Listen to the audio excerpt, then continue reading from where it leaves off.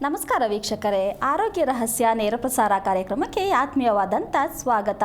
ಮಹತ್ವಾಕಾಂಕ್ಷೆ ಇಲ್ಲದ ಬುದ್ಧಿವಂತಿಕೆಯು ರೆಕ್ಕೆಯೇ ಇಲ್ಲದ ಹಕ್ಕಿಯಂತೆ ಅಂತ ಹೇಳ್ತಾ ಇವತ್ತಿನ ಕಾರ್ಯಕ್ರಮವನ್ನು ಪ್ರಾರಂಭ ಮಾಡೋಣ. ಶುಭ ಸಮಯದಂದು ಶುಭವಾಗಿರ್ತಕ್ಕಂಥ ವಿಚಾರವನ್ನು ತಿಳಿಸ್ಕೊಡೋದಕ್ಕೆ ಎಂದಿನಂತೆ ನಮ್ಮ ಜೊತೆಗಿದ್ದಾರೆ ಶ್ರೀಮಾನ್ ಶ್ರೀ ಪುರುಷೋತ್ತಮ್ ದೇಶಿ ಗುರೂಜಿಯವರು. ಬಂದು ವೀಕ್ಷಕರೇ, ಅವ್ರನ್ನ ಕಾರ್ಯಕ್ರಮಕ್ಕೆ ಸ್ವಾಗತಿಸೋಣ. ಗುರುಗಳೇ ನಮಸ್ಕಾರ, ಕಾರ್ಯಕ್ರಮಕ್ಕೆ ಸ್ವಾಗತ. ನಮಸ್ಕಾರ ಗುರುಗಳೇ, ಮಗು ಹುಟ್ಟಿದಾಗ ನಕ್ಷತ್ರ ದೋಷನೋ ಅಥವಾ ಸಮಯದ ದೋಷನೋ ಈ ರೀತಿ ದೋಷಗಳನ್ನ ಕೇಳಿರ್ತೀವಿ ಗುರುಗಳೇ. ಆದರೆ ಜನನ ದೋಷ ಅಂತಕ್ಕಂಥದ್ದು ನಿಜಕ್ಕೂ ವಸ್ತು. ಹಾಗೆ ಜನನ ದೋಷ ಅಂದರೆ ಅದರ ಮೂಲಾರ್ಥ ಏನು ಗುರುಗಳೇ? ಹರಿ ಓಂ ಶ್ರೀ ಗುರುಭ್ಯೋ ನಮಃ. ಜನನ ದೋಷ ಅಂತಕ್ಕಂತಹ ಒಂದು ಪದ ಎಷ್ಟು ಆಶ್ಚರ್ಯಕವಾದ ರೀತಿಯಲ್ಲಿ ಒಂದು ವಿಚಾರ ಆಗಿರುತ್ತೆ ಅಂದರೆ, ಇದನ್ನು ಹೇಳೋದೇ ಒಂದು ದೊಡ್ಡ ದೋಷ. ಹೇಳೋದೇ ದೊಡ್ಡ ದೋಷ. ಜನನ ದೋಷ ಅಂತಕ್ಕಂಥ ವಿಚಾರ ಪದ ಇದೆ. ಮಗು ಹುಟ್ಟಿದ ಜನನ ದೋಷ, ಒಳ್ಳೆಯದಕ್ಕೂ ಹೇಳ್ತೀವಿ, ಕೆಟ್ಟದ್ದಕ್ಕೂ ಹೇಳ್ತೀವಿ. ಆದರೆ ಈ ಪದ ಬಳಸೋದೇ ಮೊದಲನೇ ಅಪರಾಧ. ಜನನ ದೋಷ ಇದೆ ಅಂತ ಹೇಳ್ತಕ್ಕಂಥದ್ದು ಇದೆಯಲ್ಲ, ಯಾಕೆ ಅಪರಾಧ ಆಗತ್ತೆ ಅಂತ ವರ್ಣನೆ ಮಾಡಿ ಹೇಳೋಣ. ಏಕೆಂದರೆ ತದ್ವಿರುದ್ಧ ಆಗ್ಬಿಡುತ್ತೆ. ದೋಷ ಇಲ್ಲದೆ ಏನದು ಅಂತ ಅಂದರೆ ನಾವು ಹೇಳ್ತಿರೋ ಮಾತಿದೆಯಲ್ಲ, ಅದು ಪದದ ಅರ್ಥ, ಅದು ದೋಷ. ಪದದ ಅರ್ಥದಲ್ಲಿ ದೋಷ ಇದೆ. ಜನನ ದೋಷ ಅಂತ ಹೇಳುವುದೇ ಒಂದು ದೊಡ್ಡ ದೋಷ ಅಂತ ನಾವು ತಿಳ್ಕೊಬೇಕು. ಅದನ್ನು ಹೇಳಂಗಿಲ್ಲ. ಯಾಕೆ ಹೇಳಂಗಿಲ್ಲ ಅಂದರೆ ಅದರ ಅರ್ಥನೇ ಇನ್ನೂ ನಮ್ಗೆ ಅರ್ಥ ಆಗಿಲ್ಲ. ಆಶ್ಚರ್ಯ ಅಲ್ಲ? ಜನನ ದೋಷ ಹೇಳಂಗಿಲ್ಲ ಅಂದರೆ ಅದರ ಅರ್ಥನೇ ಇನ್ನೂ ನಮ್ಗೆ ಅರ್ಥ ಆಗಿಲ್ವಲ್ಲ, ಅದಕ್ಕೆ ಬೇಡ ಅಂತ ಹೇಳ್ತಿರೋದು. ನೀವು ಯಾವುದೇ ವಿಚಾರ ಹೇಳಬೇಕಾದ್ರೆ ಅರ್ಥ ಆಗಬೇಕು, ಅರ್ಥ ಮಾಡಿಸ್ಬೇಕು, ಹಾಗೆ ಹೇಳಬೇಕು. ಹಾಗಿದ್ದ ಮೇಲೆ ಏನು ಹೇಳಬೇಕಿತ್ತು, ಏನು ಮಾಡಬೇಕಿತ್ತು ಅನ್ನೋ ಪ್ರಶ್ನೆ ಬರುತ್ತೆ. ಈ ರಹಸ್ಯಕ್ಕೆ ಕಾರಣಕರ್ತನಾಗಿರ್ತಕ್ಕಂತಹ ಶ್ರೀಮನ್ನಾರಾಯಣನ ಪಾದ ಕಮಲಗಳಿಗೆ ಕೋಟಿ ಕೋಟಿ ನಮನಗಳನ್ನು ಅರ್ಪಣೆಯನ್ನು ಮಾಡಿ, ನಮ್ಮದು ಒಂದು ದಿನಾಂಕ ಅಂತ ಇರುತ್ತೆ. 2/4/1955 ಒಂದು ದಿನಾಂಕ ಅಂತ ಇರುತ್ತೆ. ಹೌದು. ಇದ್ರ ಮುಂದಕ್ಕೆ 70 ಹಾಕೋಬೇಕು. ಎಷ್ಟು ಮುಂದಕ್ಕೆ 70? ಅದ್ರ ಮುಂದಕ್ಕೆ 70 ಹಾಕೋಬೇಕು. ಸ್ವಲ್ಪ ಅರ್ಥ ಮಾಡ್ಕೋಬೇಕು. ಮತ್ತು 70 ಏನಕ್ಕೆ ಹಾಕೋಬೇಕು ಅಂದರೆ, ಅಷ್ಟೊಂದು ಜನ್ಮಗಳು ಎತ್ತಿ ಇಲ್ಲಿ ಬಂದಿದ್ದೀವಿ. ಅಂದರೆ ಅಷ್ಟೊಂದು ಸಾವಿರ ಲಕ್ಷ ಕೋಟಿ ಜನ್ಮಗಳಾಗೋಗಿರುತ್ತೆ. ಅಷ್ಟೆಲ್ಲ ಆಗಿ ಇವಾಗ ಬಂದಿದ್ದೀವಿ ಅಂದರೆ ಇಲ್ಲೂವರೆಗೂ ಅದಕ್ಕಿನ್ನೂ ಉತ್ತರ ಸಿಕ್ಕಿಲ್ಲ. ಹಾಗಿದ್ದ ಮೇಲೆ ಅದಕ್ಕೆ ಉತ್ತರ ಇವತ್ತು ಸಿಗುತ್ತಾ? ಸಾಧ್ಯವಾದಷ್ಟು ಮಟ್ಟಕ್ಕೂ ಹೇಳ್ತೀನಿ, ಅರ್ಥ ಮಾಡ್ಕೊಳ್ಳಿ. ಸಿಕ್ಕೇ ಇಲ್ಲ ಅಂತ ಹೇಗೆ ಹೇಳ್ತೀರಾ ಗುರುಗಳೇ? ಆಗಿಲ್ಲ. ಅದು ಹೇಗಾಗಿಲ್ಲ ಅನ್ನೋದೇ ಪ್ರಶ್ನೆ. ಅದನ್ನ ಹೇಳೋಣ ಇವತ್ತು. ಇಲ್ಲಿವರೆಗೂ ಅದು ಆಗಿಲ್ಲ. ಆದರೆ ಈ ವಿಷಯ ಕೇಳೋಕ್ಕೆ ತುಂಬ ಕಷ್ಟ ಅನ್ಸುತ್ತೆ. ಯಾಕೆಂದರೆ ಹಾಗಾದರೆ ಯಾರಿಗೂ ಗೊತ್ತಿಲ್ವಾ? ಹೌದು, ಆ ಪ್ರಶ್ನೆ ಬಂದೇ ಬರುತ್ತೆ ಗುರುಗಳೇ. ಎಲ್ರಿಗೂ ಗೊತ್ತಿರಬಹುದು. ರುಚಿ ಗೊತ್ತಿಲ್ಲದೆ ಎಲ್ಲರೂ ಕಾಫಿ ಚೆನ್ನಾಗಿದೆ, ತಿಂಡಿ ಚೆನ್ನಾಗಿದೆ ಅಂತ ಹೇಳಬಹುದು. ಆದ್ರೆ ರುಚಿ ಮಹತ್ವ ಗೊತ್ತಿರಬೇಕಲ್ಲ, ಮೂಲಾರ್ಥ ಗೊತ್ತಿರಬೇಕು. ಖಂಡಿತ ಹೌದು ಅಲ್ವಾ? ನಾವು ಮೂಲಾರ್ಥಕ್ಕೆಲ್ಲ ಹೋಗಲ್ಲ. ಯಾರೋ ಒಬ್ರು ಹೇಳಿದ್ರು ನಾವು ಅದನ್ನ ಹೇಳ್ತೀವಿ ಅಷ್ಟೇ. ಅವ್ರು ಚೆನ್ನಾಗಿದೆ ಅಂದ್ರು ನಾನು ಚೆನ್ನಾಗಿದೆ ಅಂತ ಹೇಳ್ತೀವಿ. ಖಂಡಿತ ಗುರುಗಳೇ. ಇಷ್ಟು ಉದಾಹರಣೆ ಏನಕ್ಕೆ ಕೊಡ್ತಾ ಇದ್ದೀನಿ ಅಂತಕ್ಕಂಥ ವಿಷಯಕ್ಕೆ ಬಂದರೆ, ನಮಗೊಂದು ಪ್ರಶ್ನೆ ಬರುತ್ತೆ. ಏನು ಅಂತಕ್ಕಂಥದ್ದು, ನಾನು ನನ್ನ ದೇಹ, ನಾನು ನನ್ನ ದೇಹ, ನೀನು ಯಾರು, ನಾನು ನನ್ನ ದೇಹ, ಎಲ್ಲರೂ ಹೇಳ್ತೀವಿ. ಹೌದು. ಇದರ ಅರ್ಥ ತಿಳ್ಕೋಬೇಕಾಗತ್ತೆ ನಾವು. ನಾನು ನನ್ನ ದೇಹ, ನನ್ನ ದೇಹ. ಈ ವಿಚಾರಕ್ಕೆ ನೀನಲ್ಲ, ನಿನ್ನ ದೇಹ ಅಲ್ಲ. ಈಗ ನಾನು ಹೇಳುತ್ತಿರುವುದು, ನಾನು ಅಂದರೆ ನನ್ನ ವೈಯಕ್ತಿಕ ಅಲ್ಲ, ನೀನಲ್ಲ, ನಿನ್ನ ದೇಹವಲ್ಲ. ಈ ಸತ್ಯ ತಿಳ್ಕೊಂಡಾಗ ಜನನ ದೋಷ ಗೊತ್ತಾಗತ್ತೆ. ನೀನಲ್ಲ, ದೇಹ ನಿನ್ನದಲ್ಲ. ಎಷ್ಟು ವಿಚಿತ್ರ ಇದೆಯಲ್ಲ? ನಿಜಕ್ಕೂ ವಿಚಿತ್ರ ಇದೆ ಗುರುಗಳೇ, ಅಲ್ವಾ? ಹೌದು. ಅದಕ್ಕೆ ಒಂದು ಮೂಲಾರ್ಥವನ್ನು ಮೊದಲು ಹೇಳಬೇಕಾಗತ್ತೆ. ಉದಾಹರಣೆ, ಕುಟುಂಬದಲ್ಲಿ ಒಂದು ಸಾವಾಗತ್ತೆ. ಕುಟುಂಬದಲ್ಲಿ ಒಂದು ಸಾವಾಗತ್ತೆ. ಓಕೆ. ಎಲ್ಲಿ ಹೋದ್ರು ಅವರು? ಎಲ್ಲಿಗೆ ಹೋಗ್ತಾರೆ? ಪ್ರಶ್ನೆಗೆ ಉತ್ತರ ಇದೆಯಾ? ಕುಟುಂಬದಲ್ಲಿ ಹೋದ ವ್ಯಕ್ತಿ, ಗತಿಸಿದ ವ್ಯಕ್ತಿ ಎಲ್ಲಿಗೆ ಹೋದ್ರು, ಎಲ್ಲಿ ಹೋಗಿದ್ದಾರೆ? ಈಗ ಆಡೋ ಭಾಷೆಯಲ್ಲಿ ಹೇಳೋದಾದ್ರೆ ಅವರು ಇಲ್ಲ ಒಂದು ನರಕಕ್ಕೆ ಹೋಗಿರ್ತಾರೆ, ಇಲ್ಲ ಒಂದು ಸ್ವರ್ಗಕ್ಕೆ ಯಾರು ನೋಡಿರೋ ಯಾರು? ಹೇಳ್ತಾರೆ ಗುರುಗಳೇ. ಯಾರು ನೋಡಿರೋ ಯಾರು? ಇಲ್ಲ. ಲೆಟ್ರ್ ಹಾಕವ್ರಾ? ಅವ್ರೇನು ಲೆಟ್ರ್ ಹಾಕಿಲ್ಲ ತಾನೆ? ಇಲ್ಲ. ಈಗ ಎಲ್ಲೋದ್ರು ಅಂತ ನಿಮಗೂ ಗೊತ್ತಿಲ್ಲ, ಖಂಡಿತ ಎಲ್ಲಿದ್ದೀನಿ ಅಂತ ಅವ್ರಿಗೂ ಗೊತ್ತಿಲ್ಲ, ನಮ್ಗೆ ಹೇಳಿಲ್ಲ. ಹೌದು. ಈ ಸತ್ಯವನ್ನು ಮೊದಲು ಅರ್ಥ ಮಾಡ್ಕೋಬೇಕು ನಾವು. ಅವ್ರು ಎಲ್ಲೂ ಹೋಗಿಲ್ಲ ರೀ, ಮನೆ ಒಳಗಡೆ ಇದ್ದಾರೆ. ಮನೆ ಒಳಗಡೆ ಇದ್ದಾರೆ. ಅದನ್ನು ತಿಳ್ಕೊಳ್ಳೋದಕ್ಕೆ ಮಾತ್ರ ಹೇಳ್ತಾ ಇರೋದು ನಾನು. ಅವ್ರು ಎಲ್ಲೂ ಹೋಗಿಲ್ಲಮ್ಮ, ಮನೆ ಒಳಗಡೆ ನಮ್ಮ ಜೊತೆಯಲ್ಲೇ ಇದ್ದಾರೆ. ಈಗೇನು ಅನ್ಸುತ್ತೆ? ನಿಜಕ್ಕೂ ಆಶ್ಚರ್ಯ ಗುರುಗಳೇ.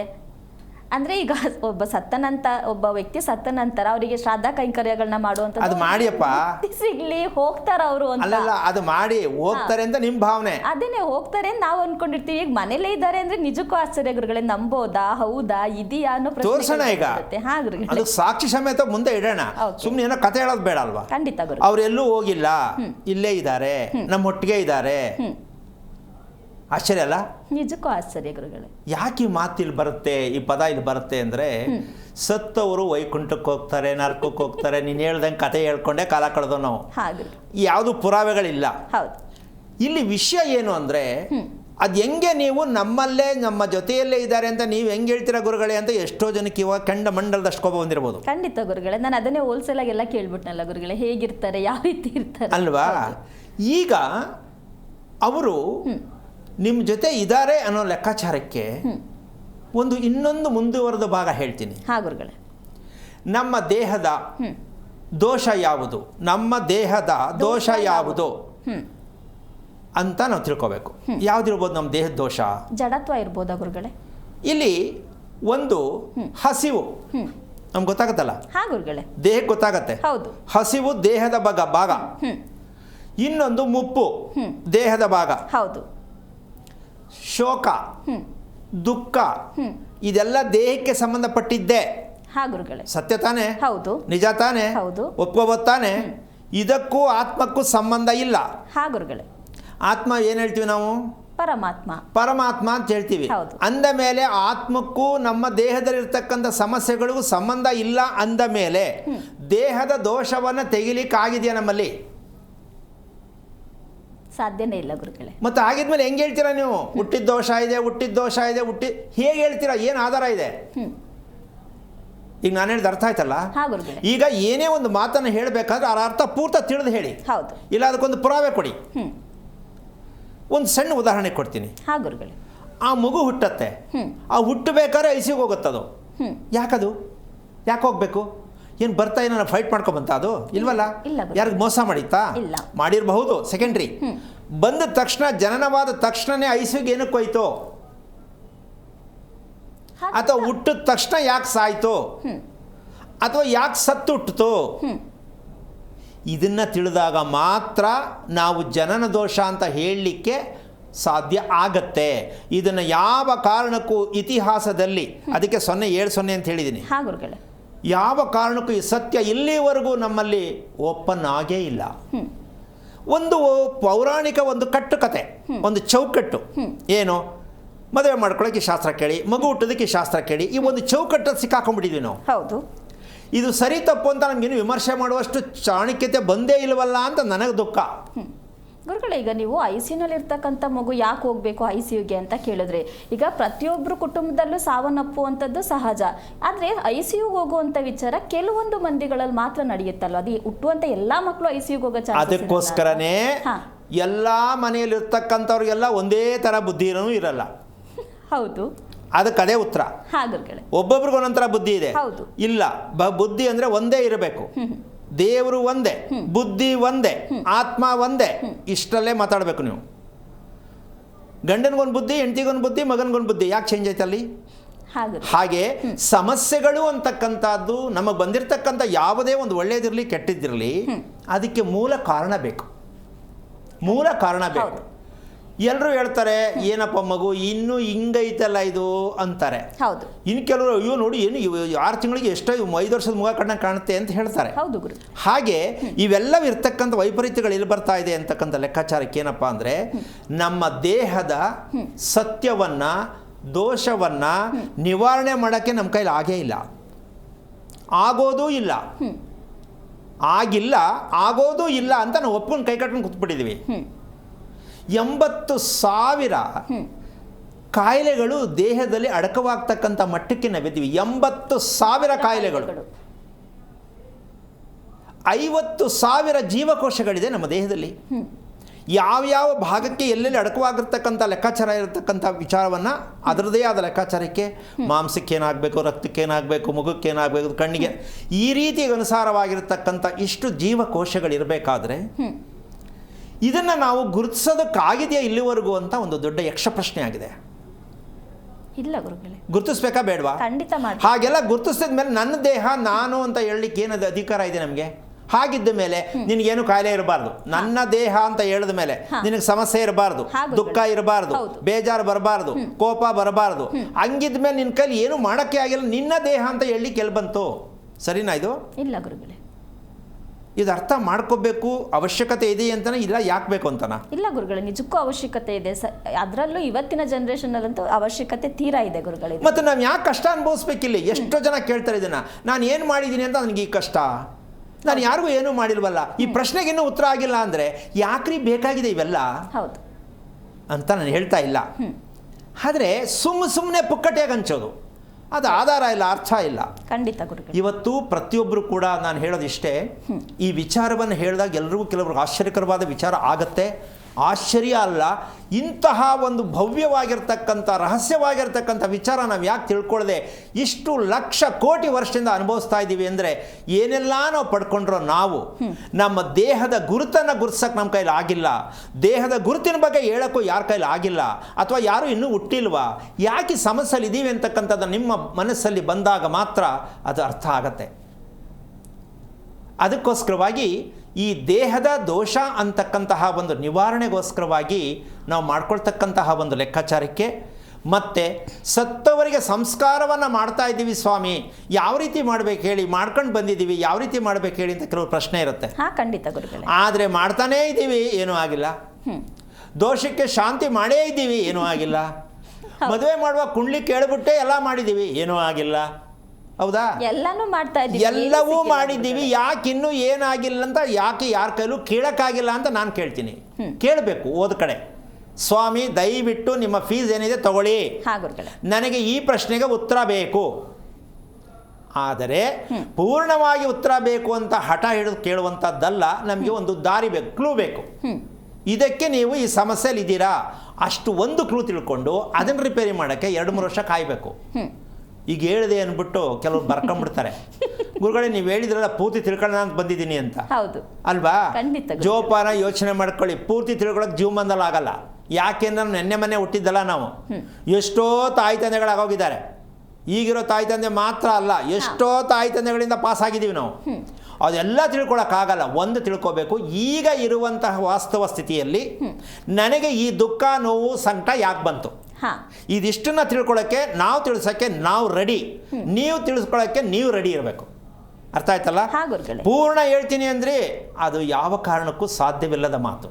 ಯಾಕೆಂದ್ರೆ ಪೂರ್ಣ ಅಲ್ಲ, ಗೊತ್ತಿಲ್ಲದೇನೆ ಬದುಕ್ತಾ ಇರೋರಿಗೆ ಇದು ಗೊತ್ತು ಅಂತ ಹೇಳ್ಕೊಟ್ಟು ಖುಷಿ ಪಡ್ಬೇಕಲ್ಲ. ಖಂಡಿತ ಗುರುಗಳೇ, ದೇಹದ ದೋಷ ಏನು ಅಂತ ತಿಳ್ಕೊಳ್ಳುವಂಥ ವಿಚಾರನೇ ಅತಿ ಮುಖ್ಯ. ಈ ದೇಹದ ದೋಷ ಎಂತಕ್ಕಂತಹ ಲೆಕ್ಕಾಚಾರಕ್ಕೆ ಯಾಕೆ ತಿಳ್ಕೊಳಕ್ಕಾಗಿಲ್ಲ ಅಂತ ಒಂದು ಪ್ರಶ್ನೆ ಬರುತ್ತೆ.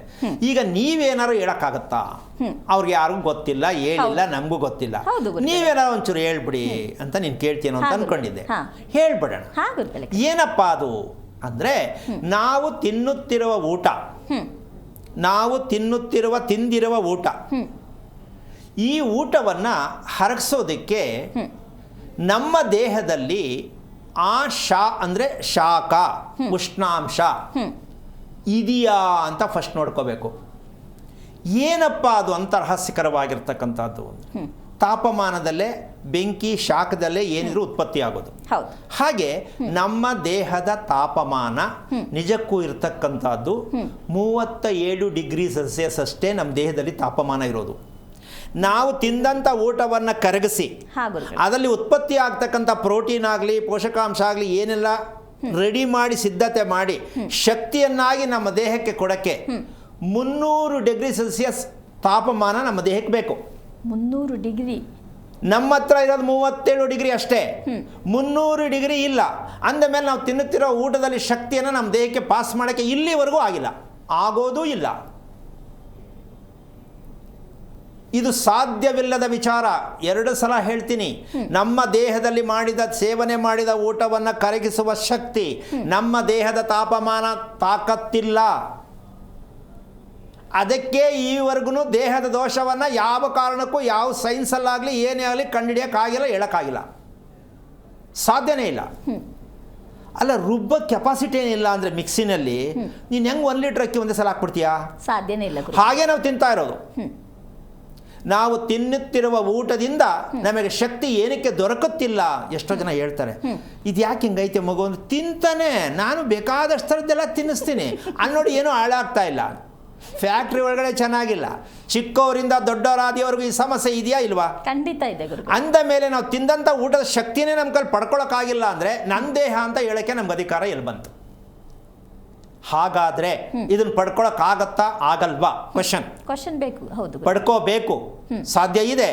ಆದರೆ ಇವತ್ತಿನ ಜನ್ರೇಷನ್ಗೆ ಆಗಲ್ಲ. ಯಾಕೆ ಗುರುಗಳೇ? ಅದು ಹೇಳೋಣ. ಸಾಧ್ಯ ಇದೆ, ಇಲ್ಲ ಮಾತೇ ಇಲ್ಲ, ಪಡ್ಕೋಬಹುದು. ಆದರೆ ನಮ್ಮ ಕೈಲಿ ಆಗಿಲ್ಲ. ಇವತ್ತಲ್ಲ, ಮೊದಲಿಂದನೂ ಆಗಿಲ್ಲ, ಈಗಲೂ ಆಗಲ್ಲ, ಮುಂದಕ್ಕಿನ್ನೂ ಆಗಲ್ಲ. ಯಾಕೆ ಹೇಳಮ್ಮ? ಹಿಂದೆ ಎಲ್ಲ ಆರೋಗ್ಯವಂತರಾಗೇ ಇದ್ರು. ಈ ರೋಗ ಅನ್ನುವಂಥದ್ದನ್ನು ಅವರು ತುಂಬ ರೇರ್ ಆಗಿ ಕೇಳ್ತಿದ್ದು, ಅನುಭವಿಸ್ತಿದ್ದು ಗುರುಗಳೇ. ಹಾಗಿದ್ರು ಅಲ್ವಾ? ಹಾಗಿದ್ಮೇಲೆ ಆಗಿತ್ತು ಅಂತ ತಿಳ್ಕೊಬೋದಲ್ವ ಗುರು? ಅಲ್ಲ, 1 ನಿಮಿಷ.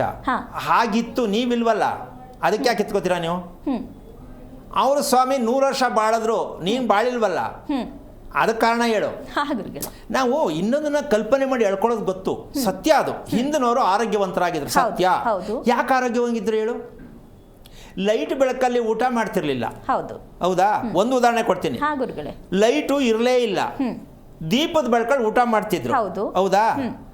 ರಾತ್ರಿ ಊಟ ಅಪ್ರಾಣ ಇಲ್ಲ ಅವರು. ಬೆಳಿಗ್ಗೆ 4 ಗಂಟೆ ಮೇಲೆ ಯಾವತ್ತೂ ಹಾಸಿಗೆ ಮೇಲೆ ಮಲಗ್ದೋರಲ್ಲ ಅವರು. ಅವರು ರೋಗ ಬಂದಿಲ್ಲ. ನೀವು 4 ಗಂಟೆ ರಾತ್ರಿಗೆ ಮಲಗಕ್ಕೆ ಶುರು ಮಾಡ್ಕೊತೀರಾ? ಹೌದಾನೆ? 4 ಗಂಟೆ ರಾತ್ರಿಗೆ ನಿದ್ದೆಯಿಂದ ಏಳುವಂಥ ಸಮಯದಲ್ಲಿ ಎಷ್ಟು ಜನ ತಿನ್ಬಿಟ್ಟು ಮಲಕತ್ತಾರೆ. ಈಗ ರೋಗ ಇರಬೇಕು ಅಂತ ಸರಿ ಹೋಗ್ಬೇಕು ಅಂತ ಹೆಂಗಾಗತ್ತೆ? ಇದು ಸಾಧ್ಯನೇ ಇಲ್ಲ. ಅದಕ್ಕೆ ಹೇಳ್ತಾ ಇದ್ದೀನಿ, ನಮ್ಮ ದೇಹ ಎಲ್ಲ ಕಳ್ಕೊಂಡ್ಬಿಟ್ಟಿದೆ. ಶಕ್ತಿಯನ್ನು ರೂಪಿಸುವಷ್ಟು ಮಟ್ಟಕ್ಕೆ ನಮ್ಮ ದೇಹದಲ್ಲಿ ಶಕ್ತಿ ತಾಪಮಾನ ಇಲ್ಲ. ಈಗ ನಿಮಗೆ ಯಾವುದೇ ರೀತಿಯಲ್ಲೂ ಕೂಡ ಇದಕ್ಕೆ ದೇಹದಕ್ಕೆ ಇರುವಂತಹ ಕಾಯಿಲೆಗಳಿಗೆ ಯಾವ ಕಾರಣಕ್ಕೂ ನಾವು ಕಾಯಿಲೆ ಇಲ್ಲದೆ ಬದುಕಲಿಕ್ಕೆ ಸಾಧ್ಯನೇ ಇಲ್ವಾ ಅಂತಕ್ಕಂಥ ಎಡ್ಜಲ್ಲಿದ್ದೀವಿ ನಾವು. ಯಾವುದೇ ಕಾಯಿಲೆ ಆಗಲಿ ಎಡ್ಜಲ್ಲಿದ್ದೀವಿ.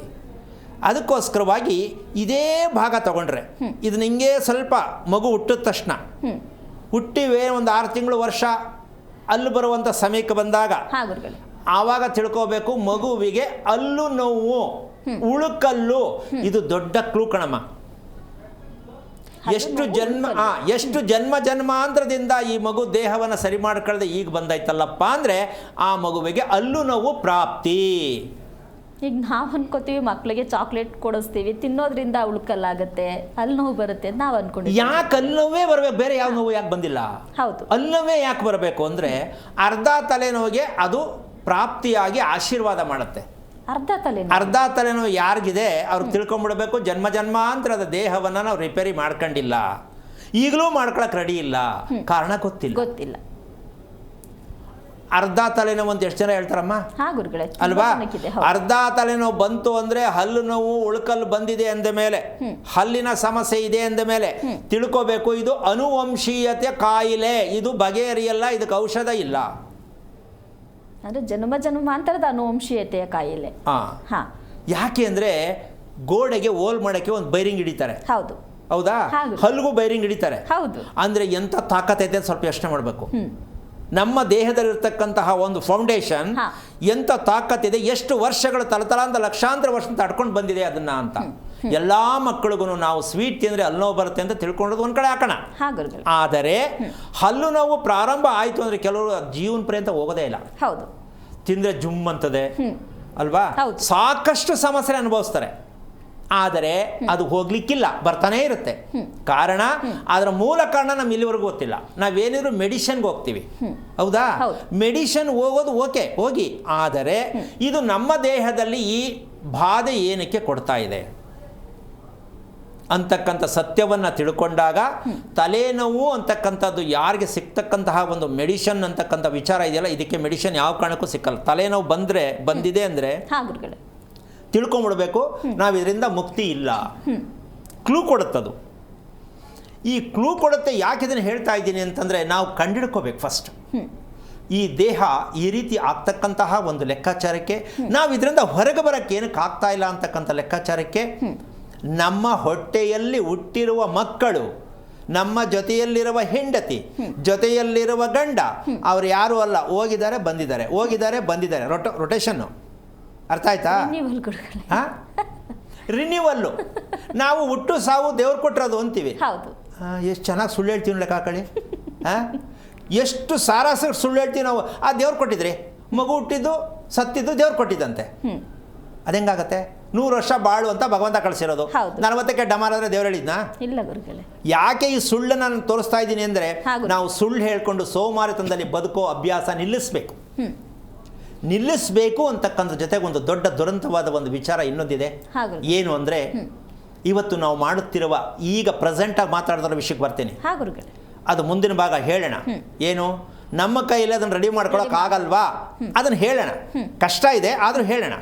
ಆದರೆ ಇವಾಗ ಹೇಳೋಕ್ಕಾಗಲ್ಲ. ಯಾಕೆ ಅಂದರೆ ಅದಕ್ಕೆ ಇನ್ನೂ ಮುಂದೆ ಕರ್ಕೊಂಡು ಹೋಗ್ಬೇಕು, ಅರ್ಥ ಮಾಡಿಸ್ಬೇಕು. ಈಗ ನಾವು ತಿನ್ನುತ್ತಿರುವ ಊಟದ ಕತೆ ಎಲ್ಲಿಗೆ ಹೋಗ್ತಾ ಇದೆ ಹಾಗಾದರೆ ಪ್ರಶ್ನೆ ಬರುತ್ತಲ್ವಾ? ನಾವು ಈಗ ತಿನ್ನುತ್ತಿರುವುದು, ಮಕ್ಕಳಿಗೆ ತಿನ್ನಿಸುತ್ತಿರೋದು ಊಟದ ಕತೆ ಎಲ್ಲಿಗೆ ಹೋಗ್ತಾ ಇದೆ? ಇದು ಕೇಳಿದ್ರು ತುಂಬ ಬೇಜಾರಾಗತ್ತೆ. ಒಂದು ಅರ್ಥ ಆಗತ್ತೆ ಅಂತ ಖುಷಿ ಪಡ್ಬೋದು.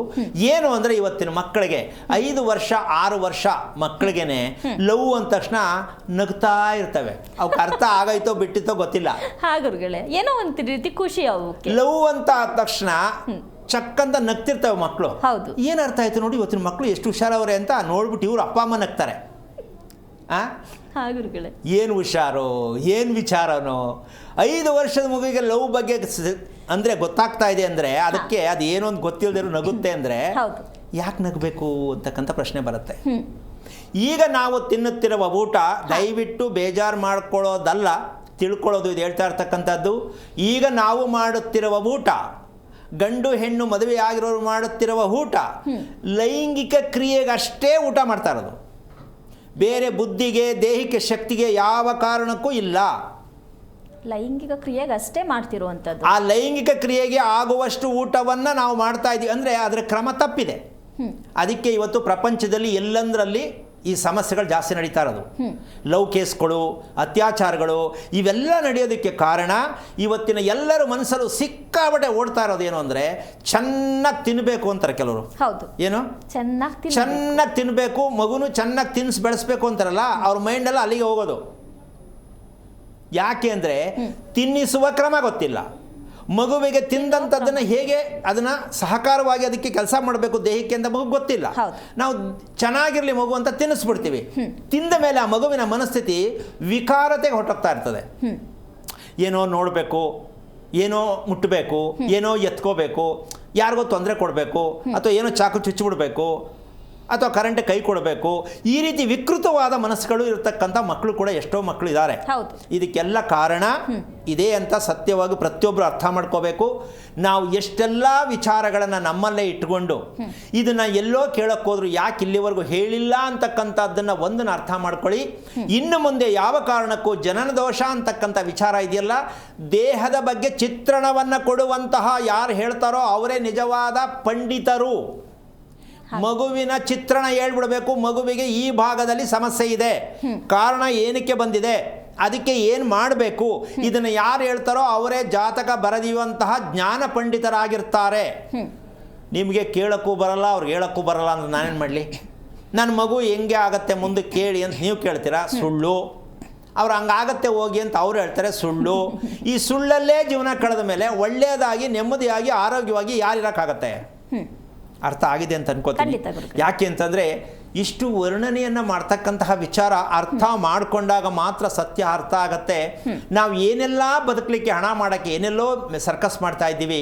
ನಮ್ಮ ದೇಹ ರೋಗವಿಲ್ಲದ ರೀತಿಯಲ್ಲಿ ಸದಾ ಆರೋಗ್ಯವಾಗಿರಬೇಕು ಅಂತ ಎಲ್ರಿಗೂ ಆಸೆ ಖಂಡಿತವಾಗ್ಲೂ ಇರುತ್ತೆ ಗುರುಗಳೇ. ಈಗ ನೋಡಮ್ಮ, ಇವತ್ತು ಅಕ್ಷಯ ತೃತೀಯ ಅಂತ ಎಷ್ಟು ದಿನದಿಂದ ಪಾಪ ಏನು ಪ್ರಿಪ್ರೇಷನ್ ಮಾಡಿ ಮನೇಲಿ ಮಾಡಿ ಏನೋ ಮಾಡಿ ಚಿನ್ನ ತಂದು ಇಟ್ಟು ಮಾಡಿ ಏನೆಲ್ಲ ಒಳ್ಳೆಯದಾಗಲಿ ಅಂತ ಮಾಡ್ತಾರೆ. ಹೌದು. ಎಲ್ಲಿಂದ ಎಲ್ಲಿಗೆ? ಅದಕ್ಕೆ ನಾನು ಹೇಳಿದ್ದು ಚಿನ್ನ ತರೋದ್ರಿಂದ ನಿಮಗೇನು ಒಳ್ಳೇದಾಗಲ್ಲ. ಆದರೆ ನೀವು ಚಿನ್ನ ಆಗಿ ಯಾರಾಗಬೇಕು? ನಾವು ಚಿನ್ನ ಆಗಬೇಕು. ನಾವು ಚಿನ್ನ ಆಗಬೇಕ್ರಿ, ನಾವು ಚಿನ್ನದ ಗಟ್ಟಿ ಆಗಬೇಕ್ರಿ. ಅಂಗಡಿಯಿಂದ ತನ್ನ ಚಿನ್ನದಿಂದ ಏನೋ ಆಗಿಬಿಡುತ್ತೆ ಅಂದ್ಕೊಂಡು ನಾವು ಪರಿತಪಿಸ್ತೀವಲ್ಲ, ಇದೇ ನಮ್ಮ ಅಜ್ಞಾನತ್ವ. ಚಿನ್ನ ತಗೋಬೇಡಿ ಅಂತಲ್ಲ, ತಗೊಳ್ಳಿ, ಯಾವ ಆಧಾರಕ್ಕೆ ಬೇಕದು. ಅದು ತಗೊಳ್ಳೋವಂಥದ್ದು ಏನಕ್ಕೆ ಅಂದರೆ ನಮಗೆ ಏನು ಎಕ್ಸಸ್ ಅಮೌಂಟ್ ಐತೆ ಬಿಡಪ್ಪ ಅನ್ನೋರಿಗೆ. ಕಮಿಟ್ಮೆಂಟಲ್ಲಿರೋ ಅಕ್ಷಯ ತೃತೀಯದಲ್ಲಿ ಚಿನ್ನ ತೊಗೊಂಡ್ರೆ ಒಳ್ಳೇದಂತೆ ಅಂತ ಕ್ಯೂ ನಿಂತ್ಕೊಂಡ್ರೆ ಅದನ್ನು ಹೆಂಗೆ ಅರಗಿಸ್ಕೊತೀರ ನೀವು? ಎಷ್ಟೋ ಜನ ಪಾಪ ಆಸೆಯಿಂದ ಸಾಲ ಮಾಡಿ ಏನೋ ಮಾಡಿಕೊಂಡು ಕೊನೆಗೆ ಅದನ್ನು ಉಳಿಸ್ಕೊಳಕ್ಕಾಗದೆ ಮಾರಿಬಿಡ್ತಾರೆ, ಅಥವಾ ಎಲ್ಲೋ ಅಂಗಡಿಲಿ ಹೋಗಿ ಅದಲ್ಲೇ ಉಳ್ಕೊಂಬಿಡುತ್ತೆ. ಸೊ ಈ ರೀತಿಯ ಜೀವನ ಯಾವ ಕಾರಣಕ್ಕೂ ಬೇಡ. ಏನೋ ಮಾಡೋದ್ರಿಂದ ಒಳ್ಳೆಯದಾಗತ್ತೆ ಅಲ್ಲ, ನಾನು ಏನನ್ನ ತಿಳಿಯಬೇಕು, ಏನನ್ನ ಮಾಡಬೇಕು ಅನ್ನೋ ಸತ್ಯವನ್ನು ಪ್ರತಿಯೊಂದನ್ನು ತಂದೆ ತಾಯಿಗಳು ಅರ್ಥ ಮಾಡ್ಕೊಳ್ಳಿ. ಇದನ್ನು ಲೆಕ್ಕ ಹಾಕಿದ್ರೆ 25 ವರ್ಷಕ್ಕೆ ಮದುವೆ ಮುಗಿದಿರಬೇಕು. ಇವತ್ತಿನ ಒಂದು ಟ್ರೆಂಡ್ ಲೆಕ್ಕಾಚಾರಕ್ಕೆ ಹಾಕಿದ್ರೆ 25 ವರ್ಷಕ್ಕೆ ಮದುವೆ ಮುಗಿದಿದ್ದರೆ, ಆಮೇಲೆ ಇನ್ನೊಂದು ವಿಚಾರ ಏನಪ್ಪಾ ಅಂದರೆ ಮದುವೆ ಮಾಡೋದು ಮುಖ್ಯ ಅಲ್ಲ. ಇವತ್ತಿನ ಹುಡುಗ ಹುಡುಗಿಗೆ 25% ಆರೋಗ್ಯ ಇರೋದೇ ಡೌಟು. ಎಷ್ಟು? 25% ಆರೋಗ್ಯದ ಡೌಟ್. ಈಗ ಮದುವೆ ಆಗಲಿರುವ ನಾನು ಬೇಕಾದ್ರೆ ನೇರವಾಗಿ ತೋರಿಸ್ಕೊಡ್ತೀನಿ. 25% ಆರೋಗ್ಯ ಚೆನ್ನಾಗಿರಲ್ಲ ಇಬ್ಬರಿಗೂ. ಹೆಂಗ್ರಿ ಬದುಕ್ತೀರಾ? ಹೆಂಗ್ರಿ 106 ವರ್ಷ ಇರೋಕ್ಕಾಗತ್ತೆ? ಹೆಂಗೆ ಒಳ್ಳೆ ಮಕ್ಕಳು ಪಡ್ಕೋತೀರಾ ನೀವು? ಯಾಕೆ 25 ವರ್ಷದೊಳಗಡೆನೆ ಮದುವೆ ಆಗಬೇಕು? ಮತ್ತೆ ಹೇಗೆ ಹೇಳ್ತೀರಾ ಬೇಗ ಹೋಗ್ಬಿಡ್ತಾರಲ್ಲ ಅಂತ? ಆರೋಗ್ಯ ಯಾಕೆ ಇರಲ್ಲ ಅನ್ನೋದ್ರ ಬಗ್ಗೆ ಮಾತಾಡೋ ಗುರುಗಳೇ ಇನ್ನು 25 ವರ್ಷಕ್ಕೆ ಒಳಗಡೆನೆ ಯಾಕೆ ಮದುವೆ ಆಗಬೇಕು? ಅವರಿಗೆ ಅನಾರೋಗ್ಯ ಅನ್ನುವಂಥದ್ದು 25 ಭಾಗನೂ ಇರಲ್ಲ ಅಂತ ಹೇಳಿದ್ರಿ, ಅದು ಯಾಕೆ ಅನ್ನೋದ್ರ ಬಗ್ಗೆ ಮಾತಾಡೋ ಗುರುಗಳೇ. ಕಾಲರ್ ರೆಡಿ ಇದ್ದಾರೆ. ಹಲೋ ಹಲೋ ಹಲೋ ಹಲೋ ಭಾಗ್ಯವರೇ, ನಾನು ಮಾತಾಡೋದು ಕೇಳಿಸ್ತಿದ್ಯಾ? ಕೇಳಿಸ್ತಿದೆ ಮೇಡಮ್. ಯಾರ ಬಗ್ಗೆ ತಿಳ್ಕೊಬೇಕಿತ್ತುಮ್ಮ? ನಮ್ಮ ಬಗ್ಗೆನೇ ತಗೋದು. ನಿಮ್ದು ನಕ್ಷತ್ರ ತಿಳಿಸಿ. ನಕ್ಷತ್ರ ಗೊತ್ತಿಲ್ಲ ರೀ ಮೇಡಮ್. ಮಕ್ಕಳದ್ದು ಗೊತ್ತಿಲ್ವಾ ನಿಮ್ಗೆ? ಮಕ್ಕಳು ಆಗಿಲ್ಲ ರೀ ಇನ್ನ ಮೇಡಮ್ ನಮ್ಗೆ. ಓಕೆ, ಗುರುಗಳಿದ್ದಾರೆ, ಮಾತಾಡಿ. ಹಲೋ, ನಮಸ್ತೆ ಗುರುಜಿ. ನಾರಾಯಣ, ಎಲ್ಲಿಂದ ಅಮ್ಮ ನೀನು? ನಾವು ರಾಯಚೂರು ಡಿಸ್ಟ್ರಿಕ್ಟ್ ಮಾಡಕತ್ತೀವ್ರಿ.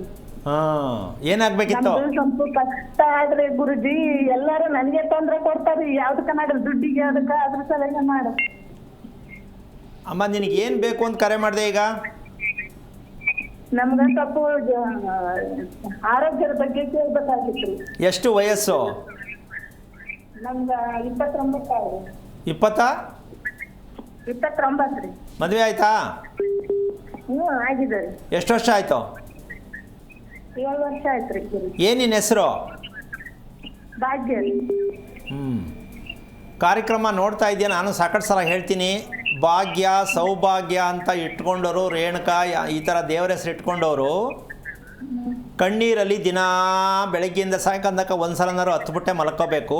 ಈ ದುರಂತವಾಗಿರ್ತಕ್ಕಂಥ ವಿಚಾರವನ್ನು ಮೊದಲು ತಿಳ್ಕೊಂಬ ನೀನು. ಆಮೇಲೆ ನಿನಗೆ ನಕ್ಷತ್ರ ಇನ್ನೂ ಏನೂ ಗೊತ್ತಿಲ್ಲ, ಮದುವೆ ಮಾಡ್ಕೊಂಡಿದ್ದೀರಾ, ಆಯಿತು ಹೋಗಲಿ. ಕೊನೆ ಪಕ್ಷ ಕೇಳಿಸ್ಕೊಮ್ಮ ಪೂರ್ತಿ. ಭಾಗ್ಯ ಅಂತ ದೇವರು ನಮಗೆ ಕೊಟ್ಟವನೇ, ಭಾಗ್ಯವಾಗಿ ಅಂತ ಹೆಸರಿದೆ, ನಿನಗೆ ಏನೂ ಭಾಗ್ಯ ಸಿಕ್ಕಿಲ್ವಲ್ಲ. ಅದಕ್ಕೆ ಆ ಹೆಸರನ್ನು ನೀನು ಸರಿನಾ ತಪ್ಪಾ ಇದ್ರ ಬಗ್ಗೆ ನನಗೆ ಮುಂದಿನ ಮಾಹಿತಿ ಏನು ಬೇಕು ಅಂತ ತಿಳ್ಕೊಳ್ಳೋಕೆ ಪ್ರಯತ್ನ ಮಾಡು. ಈ ಥರ ಎಲ್ಲ ಆಧಾರವಿಲ್ಲದೆ ಕೇಳಕ್ಕೆ ಹೋಗ್ಬೇಡ, ಒಳ್ಳೇದಾಗಲ್ಲ. ಒಳ್ಳೇದಾಗಲಿ ತಾಯಿ. ಕರೆ ಮಾಡಿದ್ದಕ್ಕಾಗಿ ಧನ್ಯವಾದಗಳು ಮಾ. ಗುರುಗಳೇ, ಮತ್ತೊಬ್ರು ಕಾಲರ್ ಇದ್ದಾರೆ. ಹಲೋ ಹಲೋ ಶೀಲಾ ಅವರೇ, ನಾನು ಮಾತಾಡೋದು ಕೇಳಿಸ್ತಿದ್ಯಾ? ಕೇಳಿಸ್ತಾ ಇದೆ. ಯಾರ ಬಗ್ಗೆ ತಿಳ್ಕೊಬೇಕಿತ್ತು ಮಾ? ನನ್ನ ಮಗನ ಬಗ್ಗೆ ಕೇಳಬೇಕಿತ್ತು. ಅವ್ರದ್ದು ನಕ್ಷತ್ರ ತಿಳಿಸಿ. ಹುಬ್ಬ ನಕ್ಷತ್ರ, ಸಿಂಹರಾಶಿ. ಗುರುಗಳಿದ್ದಾರೆ, ಮಾತಾಡಿ. ಹಲೋ ಹಲೋ ಸರ್, ನಮಸ್ತೆ ಗುರುಜಿ. ನಾರಾಯಣ, ಯಾರಮ್ಮ ಮಗ? ಎಷ್ಟಮ್ಮ ವಯಸ್ಸು? 7 ವರ್ಷ ಗುರುಜಿ. ಶೀಲಾ, ನಿನಗೆ ಎಷ್ಟು ವಯಸ್ಸು? ಶೀಲಾ ಅಲ್ಲ, ಶೈಲಾ. ಶೈಲಾ, ಎಷ್ಟು ವಯಸ್ಸು ನಿನಗೆ? ನನಗೆ 49. ಮದುವೆ ಆಗಿ ಎಷ್ಟು ವರ್ಷ ಆಯಿತು? 20 ವರ್ಷ ಆಯ್ತು ಸರ್. ಮಗನಿಗೆ ಎಷ್ಟು ವಯಸ್ಸು? 7 ವರ್ಷ. ಲೇಟಾಗಿ ಹುಟ್ಟಿದ್ದಾನೆ. ಎಷ್ಟು ವರ್ಷ ಲೇಟಾಗಿ ಹುಟ್ಟಿದ್ದು? ಮದುವೆ ಆಗಿ 12 ವರ್ಷ ಆದ್ಮೇಲೆ ಹುಟ್ಟಿದ್ದಾನೆ. ಯಾವ ದೇವ್ರಿಗೆ ಅರ್ಕೆ ಕಟ್ಕೊಂಡಿದ್ದಮ್ಮ? ಮನೆ ದೇವರು ಬಸವೇಶ್ವರ. ತೀರಿಸ್ತಾರ್ಕೆ? ಹೋಗಿ ಬಂದಿದ್ದೇವೆ ಸ್ವಾಮಿ. ಓಕೆ. ಹೆಸರೇನು ಇಟ್ಟಿರೋದು ಅವನಿಗೆ? ಚಿನ್ಮಯ್. ಯಾಕದು ಚಿನ್ನ ಆಗಿರಲಿ ಅಂತನಾ? ಚಿನ್ಮಯ್ಯ ಅಂತ. ಅಲ್ಲ, ಏನಕ್ಕೆ ಅರ್ಥ ಏನಮ್ಮ? ಚಿನ್ಮಯಿ ಅಂದರೆ ಏನು ಅರ್ಥ? ಅದು ಪರಮೇಶ್ವರನ ಇನ್ನೊಂದು ಹೆಸರು. ಪರ್ಮೆಂಟ್ ಅಲ್ವಾ ಅದು? ಪರಮೇಶ್ವರನ ಮತ್ತೊಂದು ಹೆಸರಂತೆ ಗುರುಗಳೇ. ಅಲ್ಲ, ಪುಬ್ಬ ನಕ್ಷತ್ರಕ್ಕೆ ಯಾವುದು ಬರೋದೇ ಇಲ್ವಲ್ಲ ನೀನು ಹೇಳಿದ್ದು? ಯಾಕೆ ಆ ಥರ ಇಟ್ರಿ? ಗೊತ್ತಿಲ್ಲ. ಜನ್ಮ ಹೆಸರು. ಹಾಂ. ನಿಮ್ಮ ಯಜಮಾನ್ರು ಏನು ಮಾಡ್ತಾರೆ? ಲಾಯರ್ ಇದ್ದಾರೆ. ಓಕೆ. ನಿಮ್ಮ ಯಜಮಾನರು ಪ್ರತಿದಿನ ಮನೆಗೆ ಬರೋದು ಸಮಯ 8 ಗಂಟೆ ಆಗ್ಬಿತ್ತಾ, 9 ಗಂಟೆ ಆಗತ್ತಾ, ಎಷ್ಟೊತ್ತಾಗತ್ತೆ? ಬೇಗ ಬರ್ತಾರೆ, 6 ಗಂಟೆ ಹಂಗೆ. ಮೊದಲಿಂದನೂ ಹಾಗೇನಾ ಅಭ್ಯಾಸನಾ? ಮುಂಚೆ ಎಲ್ಲ ಲೇಟಾಗಿ ಬರ್ತಿದ್ರು ಸ್ವಾಮಿ, ಇವಾಗ.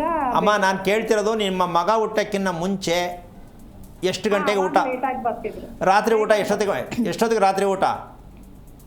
9 ಗಂಟೆ ಎಲ್ಲ ಮಾಡ್ತೀವಿ. 9 ಗಂಟೆ ಮೇಲೆ ಊಟ ಮಾಡೋದು? 9 ಗಂಟೆ ಅಥವಾ 9:30. ಮಲ್ಕೊಳ್ಳೋದು?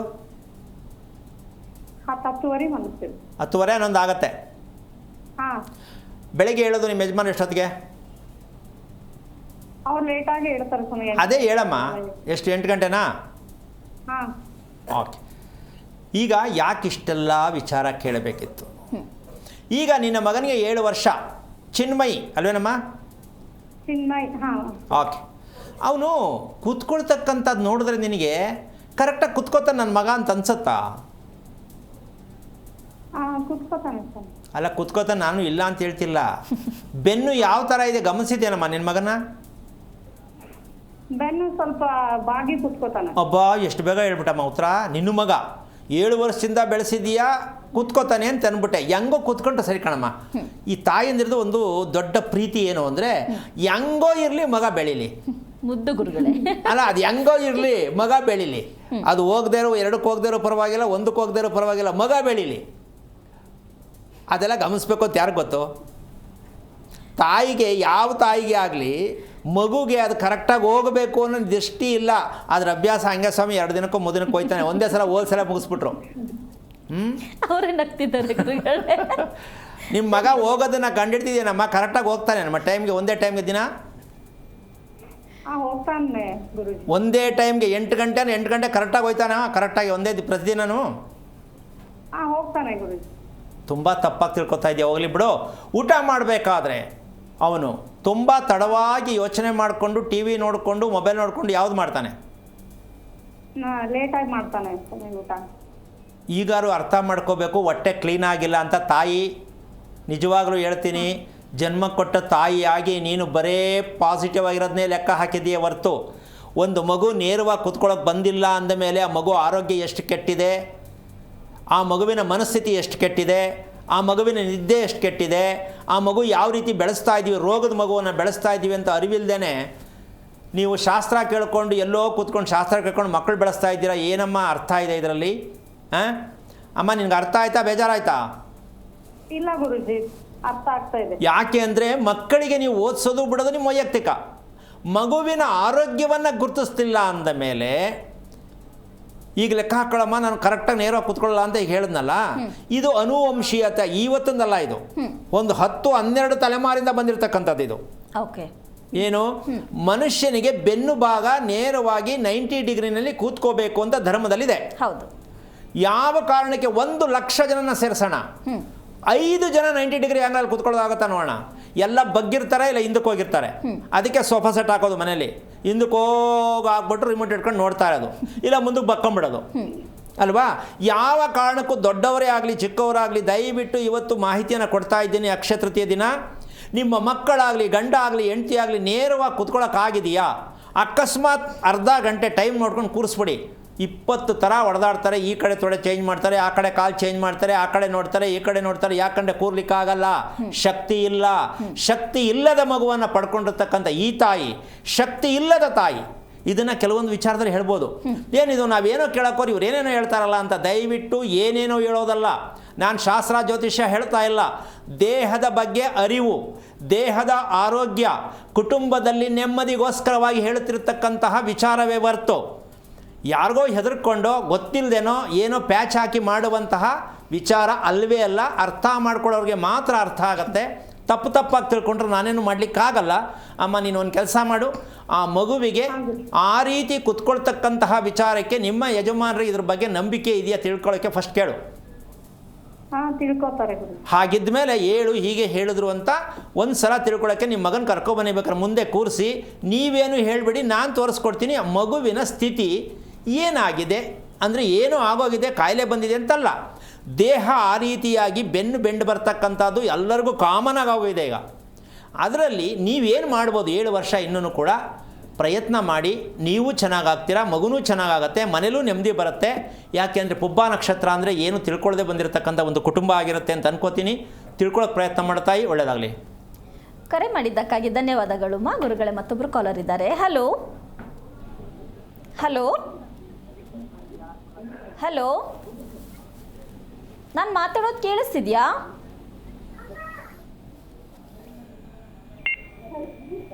ಹಲೋ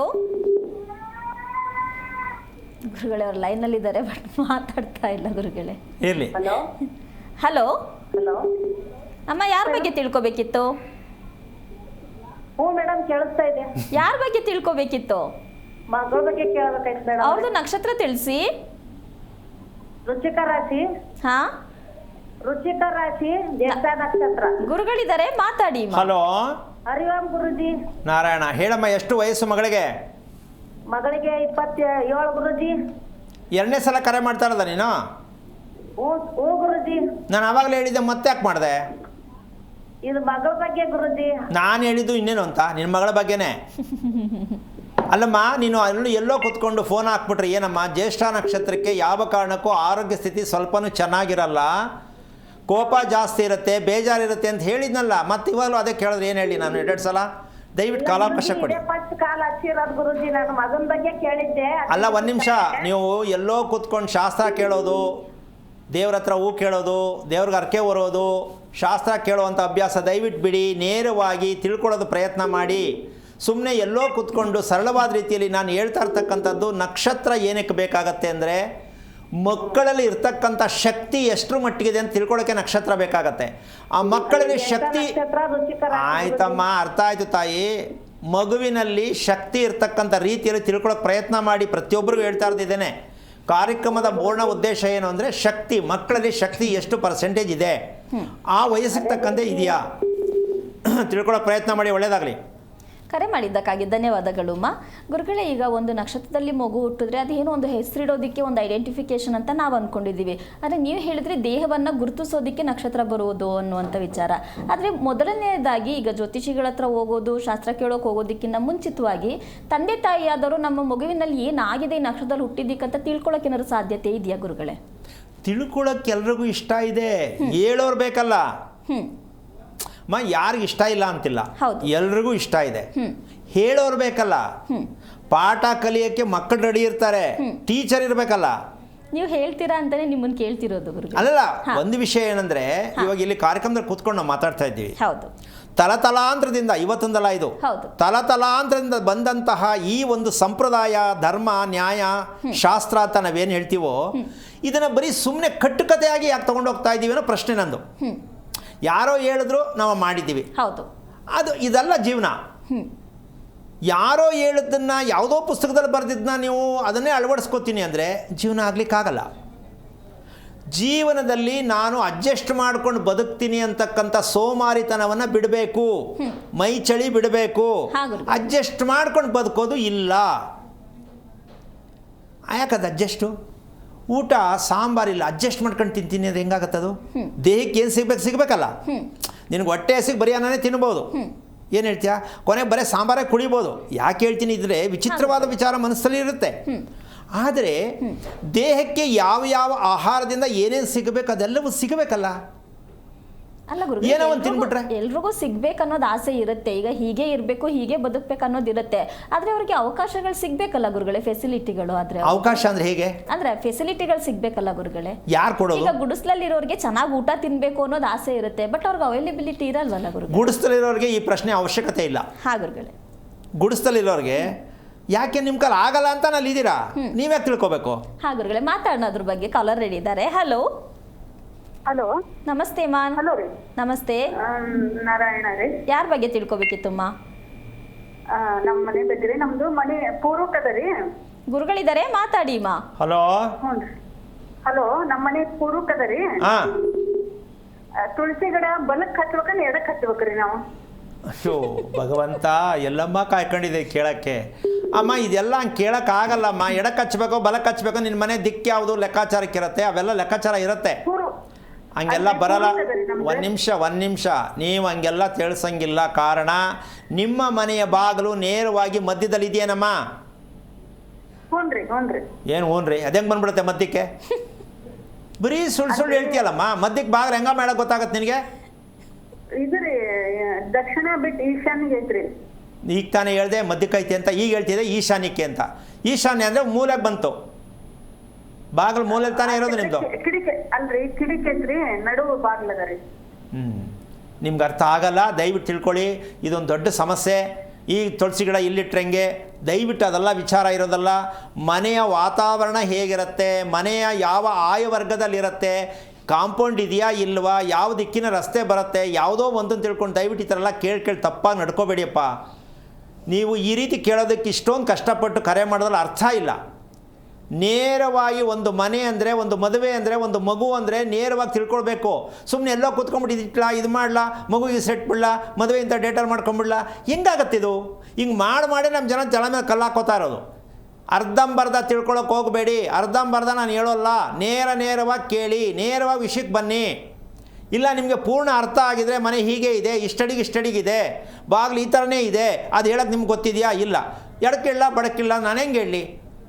ತಪ್ಪಾಗಿ ತಿಳ್ಕೊಬೇಡ ತಾಯಿ. ಯಾವುದೇ ಕಾರಣಕ್ಕೂ ಮನೆಗಳ ವಿಷಯದಲ್ಲಿ ಆಗಲಿ, ಏನೇ ವಿಚಾರ ಆಗಲಿ, ಸಂಕ್ಷಿಪ್ತವಾಗಿ ತಿಳ್ಕೊಳ್ಳೋಕೆ ಪ್ರಯತ್ನ ಮಾಡಿ. ಒಳ್ಳೆಯದಾಗಲಿ. ಗುರುಗಳೇ, ಮತ್ತೊಬ್ಬರು ಕಾಲರ್ ಇದ್ದಾರೆ. ಹಲೋ. ಹಲೋ ಮಂಜುಳಾ ಅವರೇ, ಯಾರ ಬಗ್ಗೆ ತಿಳ್ಕೊಬೇಕಿತ್ತು? ನಮ್ಮ ಬಗ್ಗೆ ತಿಳ್ಕೊಬೇಕಾಯ್ತು ಮೇಡಮ್. ನಿಮ್ದು ನಕ್ಷತ್ರ ತಿಳಿಸಿ. ನಮ್ಮ ಮೂಲ ನಕ್ಷತ್ರ ನಂದು. ಗುರುಗಳಿದ್ದಾರೆ, ಮಾತಾಡಿ ಮಾ. ಹಲೋ. ಹರಿ ಓಂ ಗುರುಗಳೇ. ನಾರಾಯಣ. ಯಾರ್ದು ಮೂಲ ನಕ್ಷತ್ರ? ನಂದೇ ಗುರುಗಳೇ. ಎಷ್ಟು ವಯಸ್ಸು? ನನಗೆ 55 ಗುರುಗಳೇ. ಓಕೆ, ಏನು ತಿಳ್ಕೊಬೇಕಿತ್ತಮ್ಮ? ಆರೋಗ್ಯದ ಬಗ್ಗೆ ತಿಳ್ಕೊಬೇಕಾಯ್ತು ಗುರುಗಳೇ. ಯಾವಾಗ ಬಂತಿದ್ದು ಆರೋಗ್ಯದ ಬಗ್ಗೆ ತಿಳ್ಕೊಬೇಕಂತ ನಿನಗೆ ಮನಸ್ಸಿಗೆ? ನಿಮ್ಮ ಕಾರ್ಯಕ್ರಮ ನೋಡ್ತಾ ಇದ್ದ ಗೊತ್ತಾಗ್ತಾ ಇದ್ದು ಗುರುಗಳೇ. ಅದಕ್ಕೆ ಮುಂಚೆ ಏನೋ ಗೊತ್ತಿರ್ಲಿಲ್ಲ ಗುರುಗಳೇ. ಈಗ ಹೋಗಿದ್ದೀವಿ ನೋಡ್ರಿ ಗುರುಗಳೇ. ಏನು ಓದಿದ್ಯಮ್ಮ?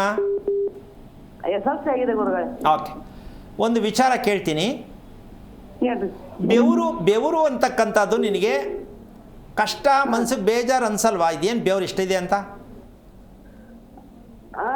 ಬೇಜಾರು ಬಾ ಗುರುಗಳೇ. ಅಲ್ಲ, ಯಾಕಿದು ಬೆವರು ನನಗೆ ಇಷ್ಟೊಂದು ಅಂತ ಅನ್ಸಿಲ್ವಾ ನಿಮಗೆ? ಅದೇ ಅನಿಸ್ತಾ ಇದೆ ಗುರುಗಳೇ. ಈಗ ಇದೊಂದು ಕ್ಲೂ ಸಾಕು. ಏನು, 50-55 ವರ್ಷ ಆಯಿತು. ಹೌದು. ಯಾವ ಕಾರಣಕ್ಕೂ ತೊಟ್ಲಲ್ಲಿ ಮಲಗಿರೋ ಮಗುವಿಂದ ಹಿಡಿದು ಹಾ ಗುರುಗಳೇ. ಸಾಯೋ ವಯಸ್ಸಿನವರೆಗೂ ಯಾರಿಗೆ ಸುಮ್ಮನೆ ಬೆವರು ಸುರಿತಾ ಇರುತ್ತೆ, ಒರೆಸ್ಕೋತಾ ಇರ್ತಾರೆ ಮುಖನ, ತಿಳ್ಕೊಬೇಕು ನಮಗೆ 40-50 ವರ್ಷ ಅಷ್ಟೇನ ಗಟ್ಟಿ ಅನ್ನಬೇಕು. ಎಲ್ಲ ಡ್ಯಾಮೇಜ್ ಆಗಿದೆ ಅಂದರೆ ಬದುಕಲ್ಲ ಅಂತ ಹೇಳ್ತಿಲ್ಲ, ಬದುಕಬೇಕಾ ಬೇಡವಾ ಅಂತ ಬದುಕಬೇಕು. ಹಾ ಗುರುಗಳೇ. ಬೆವರು ಯಾವ ಕಾರಣಕ್ಕೂ ಪದೇ ಮುಖ ಒರೆಸ್ಕೊಳ್ತಕ್ಕಂಥ ಮಗುವಿಂದ ಹಿಡಿದು ಯಾರೇ ಆಗಲಿ ಬೆವರು ಬರ್ತಾ ಇದೆ ಅಂದರೆ ನಿಮ್ಮ ದೇಹ ಪೂರ್ಣ 80 ಭಾಗ ಕೆಟ್ಟಿದೆ. 80 ಭಾಗ ಕೆಟ್ಟಿದೆ. ಯಾವ ಕಾರಣಕ್ಕೂ ನಿಮಗೆ ರಿಪೇರಿ ಇಲ್ಲ. ಇದು ಜನ್ಮಾಂತರದಿಂದ ಬಂದಿರತಕ್ಕಂಥ ಸಾಲ, ಇವತ್ತಿಂದಲ್ಲ, ಈ ಜನ್ಮದ್ದಲ್ಲ. ಈ ಕರ್ಮವನ್ನು ತಿಳಿತಕ್ಕಂಥದ್ದೇ ಅನುವಂಶೀಯತ ಕಾಯಿಲೆ ಅಂತ ಹೇಳ್ತಕ್ಕಂಥ ಮಾಹಿತಿಗೆ ನಾನು ಈ ಉತ್ತರ ಕೊಡ್ತೀನಿ. ಯಾವ ಕಾರಣಕ್ಕೂ ಪದೇ ಕಾಲಲ್ಲಿ ಬೆವರು ಬರೋದು, ಕೈಯಲ್ಲಿ ಬೆವರು ಬರೋದು, ಮುಖದಲ್ಲಿ ಬೆವರು ಬರೋದು, ಒರೆಸ್ಕೊತಾ ಇರೋದು ಯಾರು ಮಾಡ್ತಾರೋ ಅವರು ಸತ್ತಿದ್ದೀವಿ ಅಷ್ಟೇ. ಕಣ್ಣು ಗಿಣ್ಣು ಬಿಟ್ಕೊಂಡು ಏನೋ ಬದುಕಬೇಕಲ್ಲ ಅಂತ ಬದುಕಿರ್ತಾರೆ ಹೊರತು ದೇಹ 80 ಭಾಗ ಸತ್ತಿದೆ. ಇದು ರಿಪೇರಿ ಮಾಡೋದು ತುಂಬ ಕಷ್ಟ. ಕಾರಣ ದೇಹದಲ್ಲಿ ಶಕ್ತಿ ಯಾವ ಕಾರಣಕ್ಕೂ ಸಿಗಲಿಕ್ಕಿಲ್ಲ. ಯಾವುದಕ್ಕೂ ಇನ್ನೊಂದು ದೊಡ್ಡ ವಿಚಾರ ಹೇಳ್ತೀನಿ. ಮೆಮೊರಿ ಸಾಯ್ತಾ ಹೋಗುತ್ತೆ. ಏನು ಮೆಮೊರಿ ಜ್ಞಾಪಕ ಶಕ್ತಿ ಯಾವ ಕಾರಣಕ್ಕೂ ಕಮ್ಮಿ ಆಗ್ತಾ ಹೋಗುತ್ತೆ ಹೊರತು ಜಾಸ್ತಿ ಆಗ್ತಾ ಹೋಗಲ್ಲ. ಆಮೇಲೆ ನಿದ್ದೆಯಲ್ಲಿ ವೈಪರೀತ್ಯಗಳು ಜಾಸ್ತಿ ಆಗತ್ತೆ. ವೈಪರೀತ್ಯಗಳು ಯಾವಾಗಲೂ ನಿದ್ದೆ ಬರುತ್ತೆ, ಹೆಂಗೋ ನಿದ್ದೆ ಮಾಡಬೇಕು, ತೃಪ್ತಿಕರವಾಗಿ ನಿದ್ದೆ ಮಾಡೋಕ್ಕಾಗಲ್ಲ. ಕಾರಣ ಈ ಬೆವರಿನಲ್ಲಿ ಇರುವಂಥ ಇಷ್ಟೊಂದು ರಹಸ್ಯಗಳಿದೆಯಾ ಅಂತಕ್ಕಂಥ ವಿಚಾರಕ್ಕೆ ಒಂದು ಮಗು ಹುಟ್ಟಿದ್ರೆ ಒಂದು ಐಡೆಂಟಿ ತಿಳ್ಕೋಬೇಕು. ಕಾಯಿಲೆಯಲ್ಲಿ ಮಗು ಸಿಕ್ಕಾಕೊಂಡಿದೆ, ವಂಶದಿಂದ ಬಂದಿದೆ ಅನ್ನೋಕ್ಕೆ ಹಲ್ಲಿನಲ್ಲಿ ಸಮಸ್ಯೆ ಇರ್ತಕ್ಕಂಥದ್ದು ಕಂಡು ಬಂದರೆ ಅದು ತಿಳ್ಕೋಬೇಕು. ಎರಡನೇದು, ನಿನ್ನೆ ಕೂಡ ಹೇಳಿದೆ, ಚರ್ಮ ರೋಗ ಯಾವ ಮಕ್ಕಳಿಗೆ ಚರ್ಮಕ್ಕೆ ಸಂಬಂಧಪಟ್ಟಂಥ ಸಮಸ್ಯೆ ಬಂದಿದೆ ಅಂದರೆ ಇದು ಬಗೆಹರಿದೇ ಇರತಕ್ಕಂಥ ಅನುವಂಶೀಯತೆ ಬಂದಿರತಕ್ಕಂಥ ಕಾಯಿಲೆ. ಐಡೆಂಟಿ ಯಾವ ಕಾರಣಕ್ಕೂ ಚರ್ಮದ್ದು ಬರ್ತಕ್ಕಂಥ ವಿಷಯ ತುಂಬ ಕಷ್ಟ ಇದೆ. ಇದಕ್ಕೆ ಹೆಸರು ಏನಾದ್ರು ಕೊಟ್ಕೋಬೋದು ಅಷ್ಟೇ. ಅದು ಹಂಗಾಗಿದೆ, ತಿಂದರೆ ಹಿಂಗೆ ಬರುತ್ತೆ, ಇನ್ಫೆಕ್ಷನ್ ಆಗಿದೆ, ವಾಟರ್ ಇನ್ಫೆಕ್ಷನ್ ಆಗಿದೆ, ಅದು ನಿಮ್ಮ ವೈಯಕ್ತಿಕ, ಅದಲ್ಲ ವಿಷಯ. ಆದರೆ ಒಂದಂತೂ ತಿಳ್ಕೋಬೇಕು, ದೇಹದಲ್ಲಿ ರೋಗವನ್ನು ಉಲ್ಬಣ ಜಾಸ್ತಿ ಆಗ್ತದೆ ಮುಂದಕ್ಕೆ ಅಂತ ಎಚ್ಚರಿಕೆ ಕೊಡೋದಕ್ಕೆ ಬಂದುವಂಥ ಒಂದು ಮೆಸೇಜ್ ಅದು. ಈಗ ಯಮನ್ ನಾನು ಕೇಳಿದೆ ಬೆವರು ಬರುತ್ತಾ ಅಂತ. ಈಗ ನಾನು ಡಾಕ್ಟರ್ ಅಲ್ಲ, ಸ್ಕ್ಯಾನ್ ಮಾಡಿಲ್ಲ, ಇದರ ಬಗ್ಗೆ ಒಂದು 300 ಪೇಜ್ ಬರ್ಕೊಡ್ಬೋದು. ದೇಹದಲ್ಲಿ ಯಾವ ಭಾಗದಲ್ಲಿ ಹೇಗೆಲ್ಲ ಆಗದೆ ಅಂತ. ಇದಕ್ಕೆ ಉದಾಹರಣೆ, ಅಮ್ಮ ಅರ್ಥ ಆಗ್ತಿದೆಯಾ ನಿಮಗೆ? ಹಲೋ, ಕಾಲ್ ಕಟ್ ಆಗಿದೆ ಗುರುಗಳೇ. ಇದು ಪ್ರತಿಯೊಬ್ಬರಿಗೂ ಅರ್ಥ ಆಗಬೇಕು. ಇವತ್ತು ಹೇಗಾಗಿದೆ ಅಂದರೆ ಫ್ಯಾನ್ ಇಲ್ಲದೆ ಎ ಸಿ ಇಲ್ಲದೆ ಮಲಗೋ ಮಟ್ಟಕ್ಕೆ ಈ ಮಕ್ಕಳಿಂದ ದೊಡ್ಡವರು ರೆಡಿ ಇಲ್ಲ. ಇದನ್ನು ಗಮನಿಸ್ಕೋಬೇಕು. ಯಾವ ಕಾರಣಕ್ಕೂ ಮನೆಯಲ್ಲಿ ಫ್ಯಾನ್ ಹಾಕುವಂಥ ಮನೆ ದೋಷ ಇದು. ಏನು ಮನೆಯ ದೋಷ? ಮನೆಯಲ್ಲಿ ಫ್ಯಾನ್ ಹಾಕಿದ್ರೆ ಮನೆಯ ದೋಷ ಅಂದರೆ ಮನೆಯಲ್ಲಿ ಏನು ಸಿಗಬೇಕೋ ಆರೋಗ್ಯ ಎಲ್ಲ ಸತ್ತಿದೆ. ಫ್ಯಾನ್ ಹಾಕೋ ಮನೆ ಆರೋಗ್ಯದಾಯಕವಾದ ಮನೆ ಅಲ್ಲ. ಸ್ವಾಮಿ ಈ ಉರ್ಬಿಸ್ತಲ್ಲಿ ಏನು ಮಾಡೋದ ಸ್ವಾಮಿ? ಹೌದು ಗುರುಗಳೇ. ಅಂದರೆ ನೀವು ಕಟ್ಟೋದು ತಪ್ಪು. ನಾನು ಅದಕ್ಕೆ ಏನು ಹೇಳಿದೆ? ಕಿಟಕಿ ಬಾಗಿಲು ಯಾವ ರೂಪದಲ್ಲಿದ್ದಾಗ ಮನೆಯಲ್ಲಿ ಶಾಖ ಕಮ್ಮಿ ಆಗತ್ತೆ, ಒಂದು ಭಾಗ. ಇನ್ನೊಂದು, ಈ ಪ್ರಶ್ನೆಗೆ ಉತ್ತರ ಸ್ವಲ್ಪ ಕಷ್ಟ. ಸಿಮೆಂಟು ಇಟ್ಟಿಗೆಯಲ್ಲಿ ಮನೆ ಕಟ್ಟಿದವರಿಗೆ, ಸಿಮೆಂಟ್ ಇಟ್ಟಿಗೆಯಲ್ಲಿ ಮನೆ ಕಟ್ಟಿದವರಿಗೆ ಎಲ್ಲ ಜಾಗದಲ್ಲೂ ಮನೆ ತುಂಬ ಫ್ಯಾನ್ ಹಾಕಿದ್ರು ಕಮ್ಮಿನೇ. ಈಗ ಎಷ್ಟು ಭಾಗ ಸಿಮೆಂಟ್ ಇಟ್ಕಲ್ಲಿ ಕಟ್ತಾ ಇಲ್ಲ? ಅಯ್ಯೋ, ಹೇಳಕ್ಕೆ ಅಸಾಧ್ಯ. ಇನ್ನೊಂದು ಚೂರು ಮುಂದಕ್ಕೆ ಹೋದರೆ ಮರಳು ತುಂಬ ಕಾಸ್ಟ್ಲಿ, ದುಬಾರಿ ಅಂತ ಹೇಳ್ಬಿಟ್ಟು ಆ ಧೂಳು ಎರ್ತಾರಲ್ಲ ರೋಡಲ್ಲಿ, ಸಿಮೆಂಟ್ ಧೂಳು, ಅದಕ್ಕೇನೋ ಹೆಸರು ಹೇಳ್ತಾರೆ. ಅದನ್ನು ಬಳಸ್ಬಿಟ್ಟು ಪ್ಲಾಸ್ಟಿಂಗ್ ಮಾಡ್ತಕ್ಕಂಥ ಪುಣ್ಯಾತ್ಮರಿಗೆ ಮನೆಯಲ್ಲಿ ಯಾವ ಥರ ರೋಗ ಬರುತ್ತೋ ಹೇಳಕ್ಕೆ ಬರಲ್ಲ. ಯಾಕ್ರಿ ಬೇಕಾಗಿದೆ ಇಂಥ ಮನೆಗಳು? ರೋಗ ಬರುವಂಥ ಮನೆ ಯಾಕೆ ಕಟ್ಕೋತೀರಾ? ರೋಗ ಭರಿಸುವ ಮನೆಗಳನ್ನು ಯಾಕೆ ಕಟ್ಕೋತೀರಾ? ರೋಗ ಬರ್ತಕ್ಕಂತಹ ರೀತಿಯಲ್ಲಿ ಯಾಕೆ ಬದುಕ್ತೀರಾ? ಖರ್ಚು ಕಮ್ಮಿ ಅಲ್ವಾ ಗುರುಗಳೇ? ಹಂಗಾರೆ ಖರ್ಚು ಕಮ್ಮಿ ಯಾರು ಕಟ್ಟಿ ತೊಗೊಂಡೋಗಿ ಡಬಲ್ ಕಟ್ಟಿ. ಯಾಕೆ ಅಂತಂದರೆ ಜೀವನದಲ್ಲಿ ಹಣಕ್ಕೆ ಲೆಕ್ಕ ಹಾಕೋದು, ಮುಂದೆ ಏನು ಮಾಡಬೇಕು ಅಂತ ಯೋಚನೆ ಮಾಡೋದು, ಯಾವ ಕಾರಣಕ್ಕೂ ನಮ್ಮಲ್ಲಿ ಶ್ರದ್ಧೆ ಇಲ್ಲದವರಿಗೆ ಇದೆಲ್ಲ ಭಯ ಬರುತ್ತೆ. ದುಡ್ಡಿಲ್ಲ, ಒಂದು ಕಮಿಟ್ಮೆಂಟು, ನಮ್ಮ ಕೈಲಿ ಏನೂ ಮಾಡೋಕ್ಕಾಗಲ್ಲ. ಶ್ರದ್ಧೆ ಎಲ್ಲಿಲ್ಲವೋ ಅಲ್ಲಿ ಇದೆಲ್ಲ ದರಿದ್ರ ಉತ್ಪತ್ತಿ ಆಗೇ ಆಗತ್ತೆ. ಅದಕ್ಕೋಸ್ಕರವಾಗಿ ಒಂದಂತೂ ಸತ್ಯ ತಿಳ್ಕೋಬೇಕು. ಏನಪ್ಪ ಅದು ಅಂದರೆ, ನಾವು ಕಷ್ಟ ಬಂದಾಗ ದೇವ್ರ ಮೊರೆ ಹೋಗ್ತೀವಿ, ಜ್ಯೋತಿಷ್ಯಕ್ಕೆ ಮೊರೆ ಹೋಗ್ತೀವಿ. ಇಲ್ಲಿ ಏನು ವರ್ಕೌಟ್ ಆಗಲ್ಲ ರೀ, ಅಲ್ಲೇನು ಸಿಗಲ್ಲ ನಿಮಗೆ. ಯಾಕೆ ಅಂದರೆ ನಿಮ್ಮ ಹಣ ವ್ಯರ್ಥ ಆಗತ್ತೆ ಹೊರತು ನಿಮಗೇನು ಸಿಗಲಿಕ್ಕಿಲ್ಲ. ಎಷ್ಟು ಸಾವಿರ ಲಕ್ಷ ವರ್ಷಗಳಿಂದ ಶಾಸ್ತ್ರ ಕಟ್ಕೊಂಡು ಬಂದಿದ್ದೀರಾ ನೀವು? ಯಾವುದು ಉದ್ಧಾರ ಆಗಿದೆ? ಯಾವ್ದು ಅರ್ಥ ಸಿಕ್ಕಿದೆ? ಯಾವ್ದು ತಿಳ್ಕೊಳಕ್ಕಾಗಿದೆ? ಯಾವ್ದು ಸರಿ ಮಾಡ್ಕೊಳಕ್ಕಾಗಿದೆ? ಮತ್ತು ಯಾಕೆ ಅದನ್ನ ಹಿಂದೆ ಬೀಳ್ತೀರಾ? ಮಾತಾಡೋಣ ಗುರುಗಳೇ. ಮತ್ತೊಬ್ರು ಕಾಲರ್ ಇದ್ದಾರೆ. Hello hello hello madam. Prashant, ನಮಸ್ಕಾರ. ಪ್ರಶಾಂತ್ ಅವರೇ, ಯಾರ ಬಗ್ಗೆ ತಿಳ್ಕೊಬೇಕಿತ್ತು? ಮೇಡಮ್, ನಮ್ಮ ಮಗು ಇದೆ. ಈಗ ಮಗು ಹುಟ್ಟಿ 3 ತಿಂಗಳಾಗಿದೆ. ಓಕೆ, ಅದ್ರ ನಕ್ಷತ್ರ? ಅದ್ರ ವಿಶಾಖ ನಕ್ಷತ್ರ 2ನೇ ಪಾದ ಮೇಡಮ್. ಗುರುಗಳಿದ್ದಾರೆ, ಮಾತಾಡಿ ಸರ್. ಏನು ನಕ್ಷತ್ರ? ವಿಶಾಖ ನಕ್ಷತ್ರ. ವಿಶಾಖ ನಕ್ಷತ್ರ 2ನೇ ಪಾದ. ಮೊದಲನೇ ಮಗುನಾ? 3ನೇ ಮಗು ಸರ್. ಆದರೆ ಇದ್ರ ಮುಂದೆ ಮಗು ನಕ್ಷತ್ರ ಏನು? ಇದ್ರ ಮುಂದೆ ಭರಣಿ ನಕ್ಷತ್ರ. ಅದಕ್ಕೆ ಎಷ್ಟು ವಯಸ್ಸು? ಅದಕ್ಕೆ 5 ವರ್ಷ ಸರ್. ಅದಕ್ಕೆ ಮುಂದದ್ದು ಜ್ಯೇಷ್ಠ ನಕ್ಷತ್ರ, ವೃಶ್ಚಿಕ ರಾಶಿ. ನೀನೇನು ಕೆಲಸ ಮಾಡೋದಣ್ಣ? ಸರ್, ನಾವು ಇಂಜಿನಿಯರ್ ಗುರುಜಿ. ಏನು ಲೈನಾಗಿ ಮಕ್ಕಳು ಮಾಡ್ಕೊಂಬಿಟ್ಟು ಇವಾಗ ಕೇಳಕ್ಕೆ ಪುಸ್ತಕ ಅಣ್ಣ? ಇಲ್ಲ ಗುರುಜಿ, ಗೊತ್ತಿಲ್ಲ. ನಾವು ಇವಾಗ ಟಿವಿಲಿ ನೋಡಿದ್ವು, ನಿಮ್ದು ಕಾರ್ಯಕ್ರಮ ಬಂತು, ಅದಕ್ಕೆ ಫೋನ್ ಮಾಡಿ ಕೇಳೋಣ ಅಂತ ಮಾಡ್ತೀವಿ ಗುರುಜಿ. ಓಕೆ. ಸೊ ನೀವು ನಿಮ್ಮ ಶ್ರೀಮತಿಯವರು ಏನು ಓದಿದ್ದಾರೆ? BBA ಓದಿದ್ದಾರೆ ಗುರುಜಿ. ಓಕೆ, ಒಂದು ಪ್ರಶ್ನೆ ಕೇಳ್ತೀನಿ. ಮಕ್ಕಳಾಗಕ್ಕೆ ಮುಂಚೆ ನೀವು ಮದುವೆ ಆಗಿ ಎಷ್ಟು ವರ್ಷ ಆಯ್ತು ಇವಾಗ? 10 ವರ್ಷ ಆಯ್ತು ಗುರುಜಿ. ಎಷ್ಟು? 10 ವರ್ಷ ಗುರುಜಿ. ಓಕೆ, ನಿನ್ನ ವೃತ್ತಿ ಎಷ್ಟೊತ್ತಿಗೆ ಪ್ರತಿದಿನ ಮನೆಗೆ ಬರುವಂಥ ಅಭ್ಯಾಸ? ಸಂಜೆ, ರಾತ್ರಿ? ಗುರುಜಿ ಸಾಯಂಕಾಲ 7 ಗಂಟೆಗೆ. ಊಟ ಮಾಡೋದು?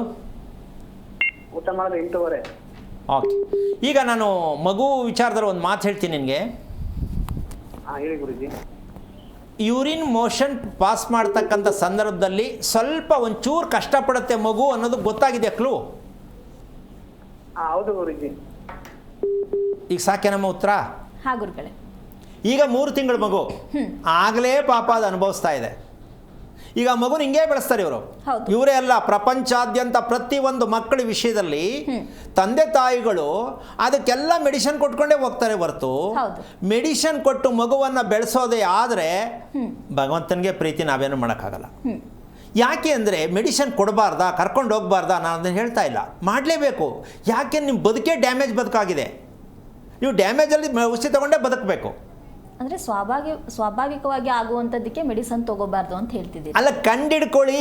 ಆ ಮಗು 3 ತಿಂಗಳ ಮಗು ಯಾಕೆ ಅನುಭವಿಸ್ಬೇಕು ಅದನ್ನು? ಈಗ ಮಗು ನಿದ್ದೆ ಕರೆಕ್ಟಾಗಿ ಮಾಡೋಕ್ಕಾಗತ್ತಾ? ಎಷ್ಟು ಕಷ್ಟ ಆಗುತ್ತೆ. ನೀನು ಮಗು ನಿದ್ದೆ ಮಾಡೋ ವಿಷಯದಲ್ಲಿ ತಿಳ್ಕೊಂಡಿದ್ಯಾ ಅಣ್ಣ? ಚೆನ್ನಾಗಿ ನಿದ್ದೆ ಮಾಡುತ್ತೆ, ಹಗಲಲ್ಲ ರಾತ್ರಿ ಇಲ್ಲ. ಹಲೋ, ಮಲ್ಕೊಳ್ಳುತ್ತೆ, ಅಳೋದು ಆ ಥರ ಏನು ಮಾಡಲ್ಲ. ಅಲ್ಲಪ್ಪ, ಮಧ್ಯೆ ಎಚ್ಚರಿಕೆ ಆಗೋದು, ಮತ್ತೆ ಮಲಗೋದು, ಮತ್ತೆ ಹೇಳೋದು ಗೊತ್ತಾಗತ್ತಾ ನಿಮಗೆ? ಗೊತ್ತಾಗುತ್ತೆ. ಎದಳತ್ತೆ ಗುರುಜಿ, ಎದಳತ್ತೆ, ಹಾಲು ಕೊಟ್ಟರೆ ಕುಡಿಯುತ್ತೆ, ತಿರ್ಗಾ ಮಲ್ಕೊಳ್ಳುತ್ತೆ. ಅದಕ್ಕೆ ನಿಮ್ಮ ಶ್ರೀಮತಿಯವ್ರಿಗೆ ಸ್ವಲ್ಪ ಗಮನಿಸು ಅಂತ ಹೇಳು. ಒಟ್ಟಿನಲ್ಲಿ ನಾನ್ ವೆಜ್ಜಾ ನೀವು? Non veg. ಸ್ವಲ್ಪ ಆದಷ್ಟು ಮಟ್ಟಕ್ಕೆ 1 ವಾರ ನಾನ್ ವೆಜ್ ಕೊಡಬೇಡ ನಿಮ್ಮ ಹೆಂಡತಿಗೆ. ಸರಿ ಗುರುಜಿ. ಸೊಪ್ಪು ತರಕಾರಿ ಸಮೃದ್ಧಿಯಾಗಿ ಏನು ಬೇಕು ತಿನ್ನಲಿ, ಬೇಕಾದ್ರೆ 3 ಸಲ 4 ಸಲ ಊಟ ಮಾಡಲಿ, ತೊಂದರೆ ಇಲ್ಲ. ಸರಿ ಗುರುಜಿ. ಆಮೇಲೆ ಊಟ ಮಾಡಿದ ತಕ್ಷಣ ಊಟ ಮಾಡುವಾಗ ಮಗುಗೆ ಹಾಲು ಕೊಡಬಾರ್ದು. ಸರಿ ಗುರುಜಿ. ಊಟ ಮಾಡುವಾಗ ಮಗುಗೆ ಹಾಲು ಕೊಡಬಾರ್ದು, ಊಟ ಮಾಡಿದ ತಕ್ಷಣ ಹಾಲು ಕೊಡಬಾರ್ದು. ಒಂದು 10 ನಿಮಿಷ ಓಡಾಡ್ಬಿಟ್ಟು ಒಂಚೂರು ಮಗುಗೆ ಹಾಲು ಕೊಡಬೇಕು. ಮತ್ತು ತಾಜಾ ಊಟ ಮಾಡಬೇಕು, ಬಿಸಿ ಮಾಡಿ ತಿನ್ನಿಸ್ಬಾರ್ದು. 1 ವಾರ ಮಾಡಿ ನೋಡು, ಮಗು ಹೊಟ್ಟೆ ಎಷ್ಟು ಹಗುರ ಆಗುತ್ತೆ, ಮಗು ಎಷ್ಟು ಚೆನ್ನಾಗಿ ನಿದ್ದೆ ಮಾಡುತ್ತೆ, ಮುಖದ ಭಾವ ಎಷ್ಟು ಬದಲಾವಣೆ ಆಗುತ್ತೆ. ನೀನು ಫಸ್ಟ್ ತಿಳ್ಕೊ. ಮೊದಲು 3 ಮಕ್ಕಳು ಕೂಡ ಒಂದು ಹೊಟ್ಟೆ, ಒಂದು ತಲೆ, ಜ್ಯೇಷ್ಠ ನಕ್ಷತ್ರದ್ದು ಎಂತೆಂಥ ಸಮಸ್ಯೆ, ಮುಂಭಾಗಕ್ಕೆ ಒಂದು ಸಮಸ್ಯೆ, ಹಿಂಭಾಗ ಇನ್ನೊಂದು ಸಮಸ್ಯೆ. ಈ ರೀತಿ ಸಮಸ್ಯೆಯಲ್ಲಿ ಮಕ್ಕಳನ್ನ ಬೆಳೆಸೋದು ಬೇಡ. ತಿಳ್ಕೊಳ್ಳೋಕೆ ಪ್ರಯತ್ನ ಮಾಡು. ಈ ಮಗು ಮೊದಲು ಪ್ರಯತ್ನ ಮಾಡು, ಆಮೇಲೆ ಬೇಕಾದ್ರೆ ಅವಕಾಶ ತಿಳ್ಕೊಳ್ಳುವಂತೆ. ಒಳ್ಳೆಯದಾಗಲಿ. ಕರೆ ಮಾಡಿದ್ದಕ್ಕಾಗಿ ಧನ್ಯವಾದಗಳು ಸರ್. ಗುರುಗಳೇ, ಮತ್ತೊಬ್ಬರು ಕಾಲರ್ ಇದ್ದಾರೆ. ಹಲೋ. ಹಲೋ, ಯಾರ ಬಗ್ಗೆ ತಿಳ್ಕೊಬೇಕಿತ್ತು ಯಶೋಧ ಅವರೇ? ಮೇಡಮ್, ನಮ್ಮ ಮಗನ ಬಗ್ಗೆ ತಿಳ್ಕೋಬೇಕು. ಅವ್ರದ್ದು ನಕ್ಷತ್ರ ತಿಳಿಸಿ. ನಕ್ಷತ್ರ ತುಲಾರಾಶಿ. ಗುರುಗಳಿದ್ದಾರೆ, ಮಾತಾಡಿ ಮಾ. ಹಲೋ, ನಮಸ್ತೆ ಗುರುಗಳೇ. ನಾರಾಯಣ. ಏನು ಓದಿದ್ಯಮ್ಮ? ನಾನು 2nd PU ಓದಿದ್ದೀನಿ ಗುರುಗಳೇ. ಎಷ್ಟು ವರ್ಷ ಆಯ್ತು ಮದುವೆ ಆಗಿ? 24 ವರ್ಷ ಆಯ್ತು. ಓಕೆ. ಎಷ್ಟು ಜನ ಮಕ್ಕಳು? 2. ಈ ಸ್ವಾತಿ ನಕ್ಷತ್ರ ಎಷ್ಟು ವಯಸ್ಸು ಮಗುಗೆ? 21 ವರ್ಷ ನಡೀತಾ ಇದೆ. ಓದ್ತಾ ಇದ್ದಾನೆ ಚೆನ್ನಾಗಿ? ಹುಡುಗನ ಹುಡುಗಿನ? ಹುಡುಗ ರಂಗನಾಥ್ ಅಂತ. ಚೆನ್ನಾಗಿ ಓದ್ತಾ ಇದ್ದಾನಾ?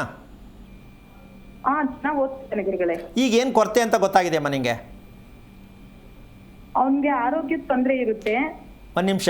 ತೊಂದರೆ ಇರುತ್ತೆ ಅನ್ನೋದಕ್ಕಿಂತ ಹೆಚ್ಚಾಗಿ ಅವನು ಒಂದೊಂದು ಸಲ ಹೊಟ್ಟೆ ಮೇಲೆ ಕೈ ಹಾಕ್ಕೊಳ್ಳೋದು, ಹೊಟ್ಟೆ ಸವರ್ಕೊಳ್ಳೋದು ಯಾವಾಗ ನಿನಗೆ ಹೇಳಿದ್ದಾನೆ? ಹೇಳ್ತಾ ಇರ್ತಾನೆ, ಹೊಟ್ಟೆ ನೋವುತ್ತೆ ಅಂತ ಹೇಳ್ತಿರ್ತಾನೆ. ಅಲ್ಲಮ್ಮ, 21 ವರ್ಷ ಆಗಿದೆ, ಹೊಟ್ಟೆ ನೋವಿದ್ರೂ ಸುಮ್ಮನೆ ಹಂಗೆ ಎಳ್ಕೊಂಡು ಹೋಗ್ತಿದ್ಯಲ್ಲ ತಾಯಿ. ಆ ಮಗುನ ಮುಂದೆ ಏನು ಮಾಡಬೇಕು ಅಂತ ತೀರ್ಮಾನ ಮಾಡಿದ್ಯಾ? ತಪ್ಪಲ್ವಾ? ತೋರಿಸ್ತಾ ಇದೀವಿ. ಯಾರ ಹತ್ರ? ಅಲ್ಲಮ್ಮ, ಹಾಸ್ಪಿಟ್ಲಲ್ಲಿ ತೋರಿಸೋದು ಸರಿನೇ. ಹಾಸ್ಪಿಟ್ಲಲ್ಲಿ ತೋರಿಸಿದ್ರೆ ಹೊಟ್ಟೆನೋ ಹೋಗಲ್ಲ, ಬರುತ್ತೆ ಹೋಗುತ್ತೆ, ಬರುತ್ತೆ ಹೋಗುತ್ತೆ, ಇದೇ ಮಾಡ್ತೀಯಾ? ಅಲ್ಲ, ಇದು ಮಾಡಬೇಕಾ ತಿಳ್ಕೊಬೇಕಾ? ತಿಳ್ಕೊಬೇಕು ಗುರುಗಳೇ, ಹೇಳಿ. ಅಮ್ಮ, ಹೊಟ್ಟೆಯಲ್ಲಿ ಸಮಸ್ಯೆ ಬಂದಾಗ ಮಗು ದಾರಿ ತಪ್ಪುವುದಕ್ಕೆ ನೀವೇ ಕಾರಣಕರ್ತರಾಗಿರ್ತೀರಾ. ಮೊಬೈಲು TV ಹಿಂದೆ ಬೀಳ್ತಾನೆ. ಎಷ್ಟು ಹೇಳಿದ್ರು ನಿಮ್ಮ ಮಾತು ಕಿವಿಗೆ ಹೋಗಲ್ಲ. ಮಂದಸ್ಮಿತವಾಗಿ ತನ್ನಷ್ಟಕ್ಕೆ ತಾನು ನೀವೇನಾರು ಹೇಳ್ಕೊಳ್ಳಿ, ಅನ್ನಷ್ಟಕ್ಕೆ ತಾನೇ ಕೂತಿರ್ತಾನೆ ವಿಗ್ರಹ ಥರ. ಇದು ಹೆಂಗೆ ಬೆಳೆಸ್ತೀರಾ? ಮುಂದೆ ಕತೆ ಏನು? ಲವ್ ಮಾಡಿದ್ರು ಪರವಾಗಿಲ್ವ ಅವನು? ಬೇಡ ಗುರುಗಳೇ ಅದೆಲ್ಲ. ಅಲ್ಲ ಇವರ ನಿಮಗೂ ನಮ್ಮ ಕೈಲಿ ಇಲ್ಲ. ಯಾಕೆ ಅಂದರೆ ಹೊಟ್ಟೆ ಭಾಗ ಸಮಸ್ಯೆ ಆದಾಗ ಏನೆಲ್ಲ ಸುತ್ತ ಹುಡುಕ್ತಾನೆ. ಯಾಕೆಂದರೆ ಖುಷಿ ಬೇಕು ಅಲ್ವಾ? ಆವಾಗ ಮಕ್ಕಳು ಸುಮ್ಮನೆ ಯಾರೂ ತಪ್ಪು ಮಾಡಲ್ಲಮ್ಮ. ಲವ್ ಮಾಡೋ ವಿಷಯದಲ್ಲಿ ನಮ್ಮ ಜನ ಏನು ಅಂದ್ಕೊಂಡಿದ್ದಾರೆ ಅಂದರೆ, ಹುಡುಗ ತಪ್ಪು ಮಾಡಿಬಿಟ್ಟ, ಹುಡುಗಿ ತಪ್ಪು ಅಲ್ಲ. ಅವ್ರಿಗೆ ತಡ್ಕೊಳಕ್ಕಾಗದೇ ಇದ್ದಾಗ, ವೇದನೆನ ತಡ್ಕೊಳಕ್ಕಾಗದೇ ಇದ್ದಾಗ ಏನಾದ್ರು ಒಂದು ಮನೋರಂಜನೆಗೋಸ್ಕರ ತಿರುಗಿಬಿಡ್ತಾರೆ. ಇದನ್ನು ತಪ್ಪಾಗಿ ತಿಳ್ಕೊಬೇಡಿ ದಯವಿಟ್ಟು. ನಿಮ್ಮ ಮಗನಿಗೆ ಯಾವ ಕಾರಣಕ್ಕೂ ಬಾಳೆ ಎಲೆ ಊಟ ಮಾಡಬೇಕು, ಟೈಮ್ ಸರಿ ಕರೆಕ್ಟಾಗಿ. ಫ್ರಿಡ್ಜ್ ಐಟಮ್ನ ಯಾವುದೇ ಕಾರಣಕ್ಕೂ ಊಟ ಬಳಸಬೇಡಿ ಮನೆಯಲ್ಲಿ. ಫ್ರಿಡ್ಜಲ್ಲಿ ಕಡೆ ನಾವು ಫ್ರಿಡ್ಜಲ್ಲಿ ಇಟ್ಟಿದ್ದೇನು ತಿನ್ನಲ್ಲ. ಆದರೂ ಫ್ರಿಡ್ಜ್ ಇಟ್ಟಿದ್ದೀರಾ? ಅಲ್ಲ, ಆದರೂ ಫ್ರಿಡ್ಜ್ ಇಟ್ಟಿದ್ದೀರಾ? ಓಕೆ. ನೀವು ತಾಜಾ ಊಟ, ಆಮೇಲೆ ರಾತ್ರಿ ಊಟ ಮಾಡಿಸ್ಬೇಡಿ ಅವನಿಗೆ. 6:30 ಒಳಗೆಲ್ಲ ಊಟ ಕೊಟ್ಬಿಡಿ. ನೀವು ಅವನ್ನ ಕರ್ಕೊಂಡು ಒಂಚೂರು ವಾಕ್ ಮಾಡೋಕ್ಕೆ ಹೋಗಿ, ಜೊತೆಯಲ್ಲಿ ಬೆಳಗ್ಗೆ ಸಂಜೆ ವಾಕ್ ಮಾಡಿಸಿ, ಬಾಳೆ ಎಲೆ ಊಟನೇ ಕೊಡಿ, ನೀವು ಮಾಡಿ. ಅಮ್ಮ ನಿನಗೆ 1 ವಾರದಲ್ಲಿ ಹುಡುಗ ಎಷ್ಟು ಖುಷಿ ಆಗ್ತದೆ ನಿನಗೆ ಗೊತ್ತಾಗುತ್ತೆ. ದಯವಿಟ್ಟು ಮಕ್ಕಳನ್ನು ಸರಿಪಡಿಸಿ. ಒಳ್ಳೆಯದಾಗಲಿ. ಕರೆ ಮಾಡಿದ್ದಕ್ಕಾಗಿ ಧನ್ಯವಾದಗಳು ಅಮ್ಮ. ಗುರುಗಳೇ, ಕಾರ್ಯಕ್ರಮಕ್ಕೆ ಬಂದು ಸಾಕಷ್ಟು ಮಾಹಿತಿಯನ್ನು ತಿಳಿಸ್ಕೊಟ್ಟಿದ್ರು ಗುರುಗಳೇ. ಇನ್ನು ಕೊನೆಯ ಭಾಗದಲ್ಲಿದೆ ಇಂಥ ವಿಚಾರ. ಯಾವುದೇ ಒಂದು ವಿಷಯದಲ್ಲಿ ಕೂಡ ನಾವು ಈ ಥರ ಹೇಳ್ಬಿಟ್ರಲ್ಲ, ಇದು ಸರಿನಾ ತಪ್ಪಾ ಅಂತಕ್ಕಂಥದ್ದು ಒಂದು ಭಾಗ ಇದ್ದರೂ, ಇಂಥ ಸತ್ಯವಾದ ವಿಚಾರಗಳು ನಮ್ಮ ಕಿವಿ ಕೇಳಿಸ್ಕೊತಾ ಇದ್ದೀವಲ್ಲಪ್ಪ, ನಾವು ಯಾವಷ್ಟೋ ಮಟ್ಟಕ್ಕೆ ಹೊಸ ದಾರಿ ಸಿಗ್ತಾ ಇದೆಯಲ್ಲ ಅಂತ ಖುಷಿ ಪಡೋದಕ್ಕೆ ತುಂಬ ಪ್ರತಿಯೊಬ್ಬರು ಪ್ರಯತ್ನ ಮಾಡಿ ಆಮೇಲೆ ಬಂದು ಯಾವ ಕಾರಣಕ್ಕೂ ಏನೋ ಹೇಳ್ಬಿಡ್ಬೇಕಲ್ಲ, ನಿಮಗೇನೋ ವಿಷಯ ತಿಳಿಸ್ಬಿಡ್ಬೇಕಲ್ಲ, ಅಥವಾ ನೀವೇನೋ ತಿಳ್ಕೊಂಬಿಡ್ಬೇಕಲ್ಲ. ತಪ್ಪು ಮಾಹಿತಿ ಯಾವುದೇ ಕಾರಣಕ್ಕಿಲ್ಲ. ಆಧಾರ ಇರುತ್ತೆ, ಆಧಾರಗಳ ಸಮೇತವೇ ನಾನು ಇರ್ತೀನಿ. ಈ ವಿಚಾರದಲ್ಲಿ ಯಾರೇ ಬಂದು ಕೂತ್ಕೊಂಡು ಎಷ್ಟು ಜನ ಬೇಕಾದ್ರೆ ಮುಂದೆ ಕೂತ್ಕೊಂಡ್ರು ಇದನ್ನು ಸಮರ್ಥನೆ ಮಾಡಿ ತೋರಿಸುವಂಥ ಶಕ್ತಿ ಭಗವಂತ ನನಗೆ ಕೊಟ್ಟಿದ್ದಾನೆ. ಅದೇ ರೀತಿ ನೀವುಗಳೆಲ್ಲ ಏನೋ ಊಹಾಪೋಹ ಕಥೆ ಅಂತಕ್ಕಂಥ ವಿಚಾರ ಯಾವುದೇ ಕಾರಣಕ್ಕಿಲ್ಲ. ಇದನ್ನು ಎಷ್ಟೋ ಜನಗಳ ಹತ್ರ ನಾನು ಮಾತಾಡ್ತಾ ಇದ್ದೀನಿ. ಈ ಸತ್ಯ ನಿಮಗೂ ಅರ್ಥ ಆಗಿದೆ, ಮುಂದಕ್ಕೆ ನೀವು ತಿಳ್ಕೊಳ್ಳೋಕೆ ಪ್ರಯತ್ನ ಮಾಡಿ ಅಂತ ಹೇಳ್ತಾ ಕಾರ್ಯಕ್ರಮ ಮುಗಿಸ್ತಾ ಇದ್ದೀನಿ. ಜೈ ಶ್ರೀರಾಮ್. ಗುರುಗಳ ಕಾರ್ಯಕ್ರಮಕ್ಕೆ ಬಂದಿದ್ದಕ್ಕಾಗಿ ಧನ್ಯವಾದಗಳು. ನೋಡಿದ್ರಲ್ಲ ವೀಕ್ಷಕರೇ, ದೇಹದ ದೋಷದಲ್ಲಿ ಏನೆಲ್ಲ ಆಗುತ್ತೆ ಅನ್ನುವಂಥ ವಿಚಾರನ ತಿಳ್ಕೊಂಡ್ರಿ ಅಂತ ಭಾವಿಸ್ತಾ ಕಾರ್ಯಕ್ರಮನ ಮುಗಿಸ್ತಾ ಇದ್ದೀನಿ. ನಮಸ್ಕಾರ. ಹೆಚ್ಚಿನ ಮಾಹಿತಿಗಾಗಿ ಸಂಪರ್ಕಿಸಿ ಶ್ರೀಮಾನ್ ಶ್ರೀ ಪುರುಷೋತ್ತಮ್ ದೇಶಿಕ್ ಗುರೂಜಿ, ಶ್ರೀ ಧರ್ಮ ಮಾರ್ಗ ಕಚೇರಿ, ಸಂಖ್ಯೆ 532, ಮಲಥಳ್ಳಿ ಮುಖ್ಯ ರಸ್ತೆ, ಬೆಂಗಳೂರು 560056. ಸಂಪರ್ಕಿಸಿ 9108258834, 8618915231, 901949493967.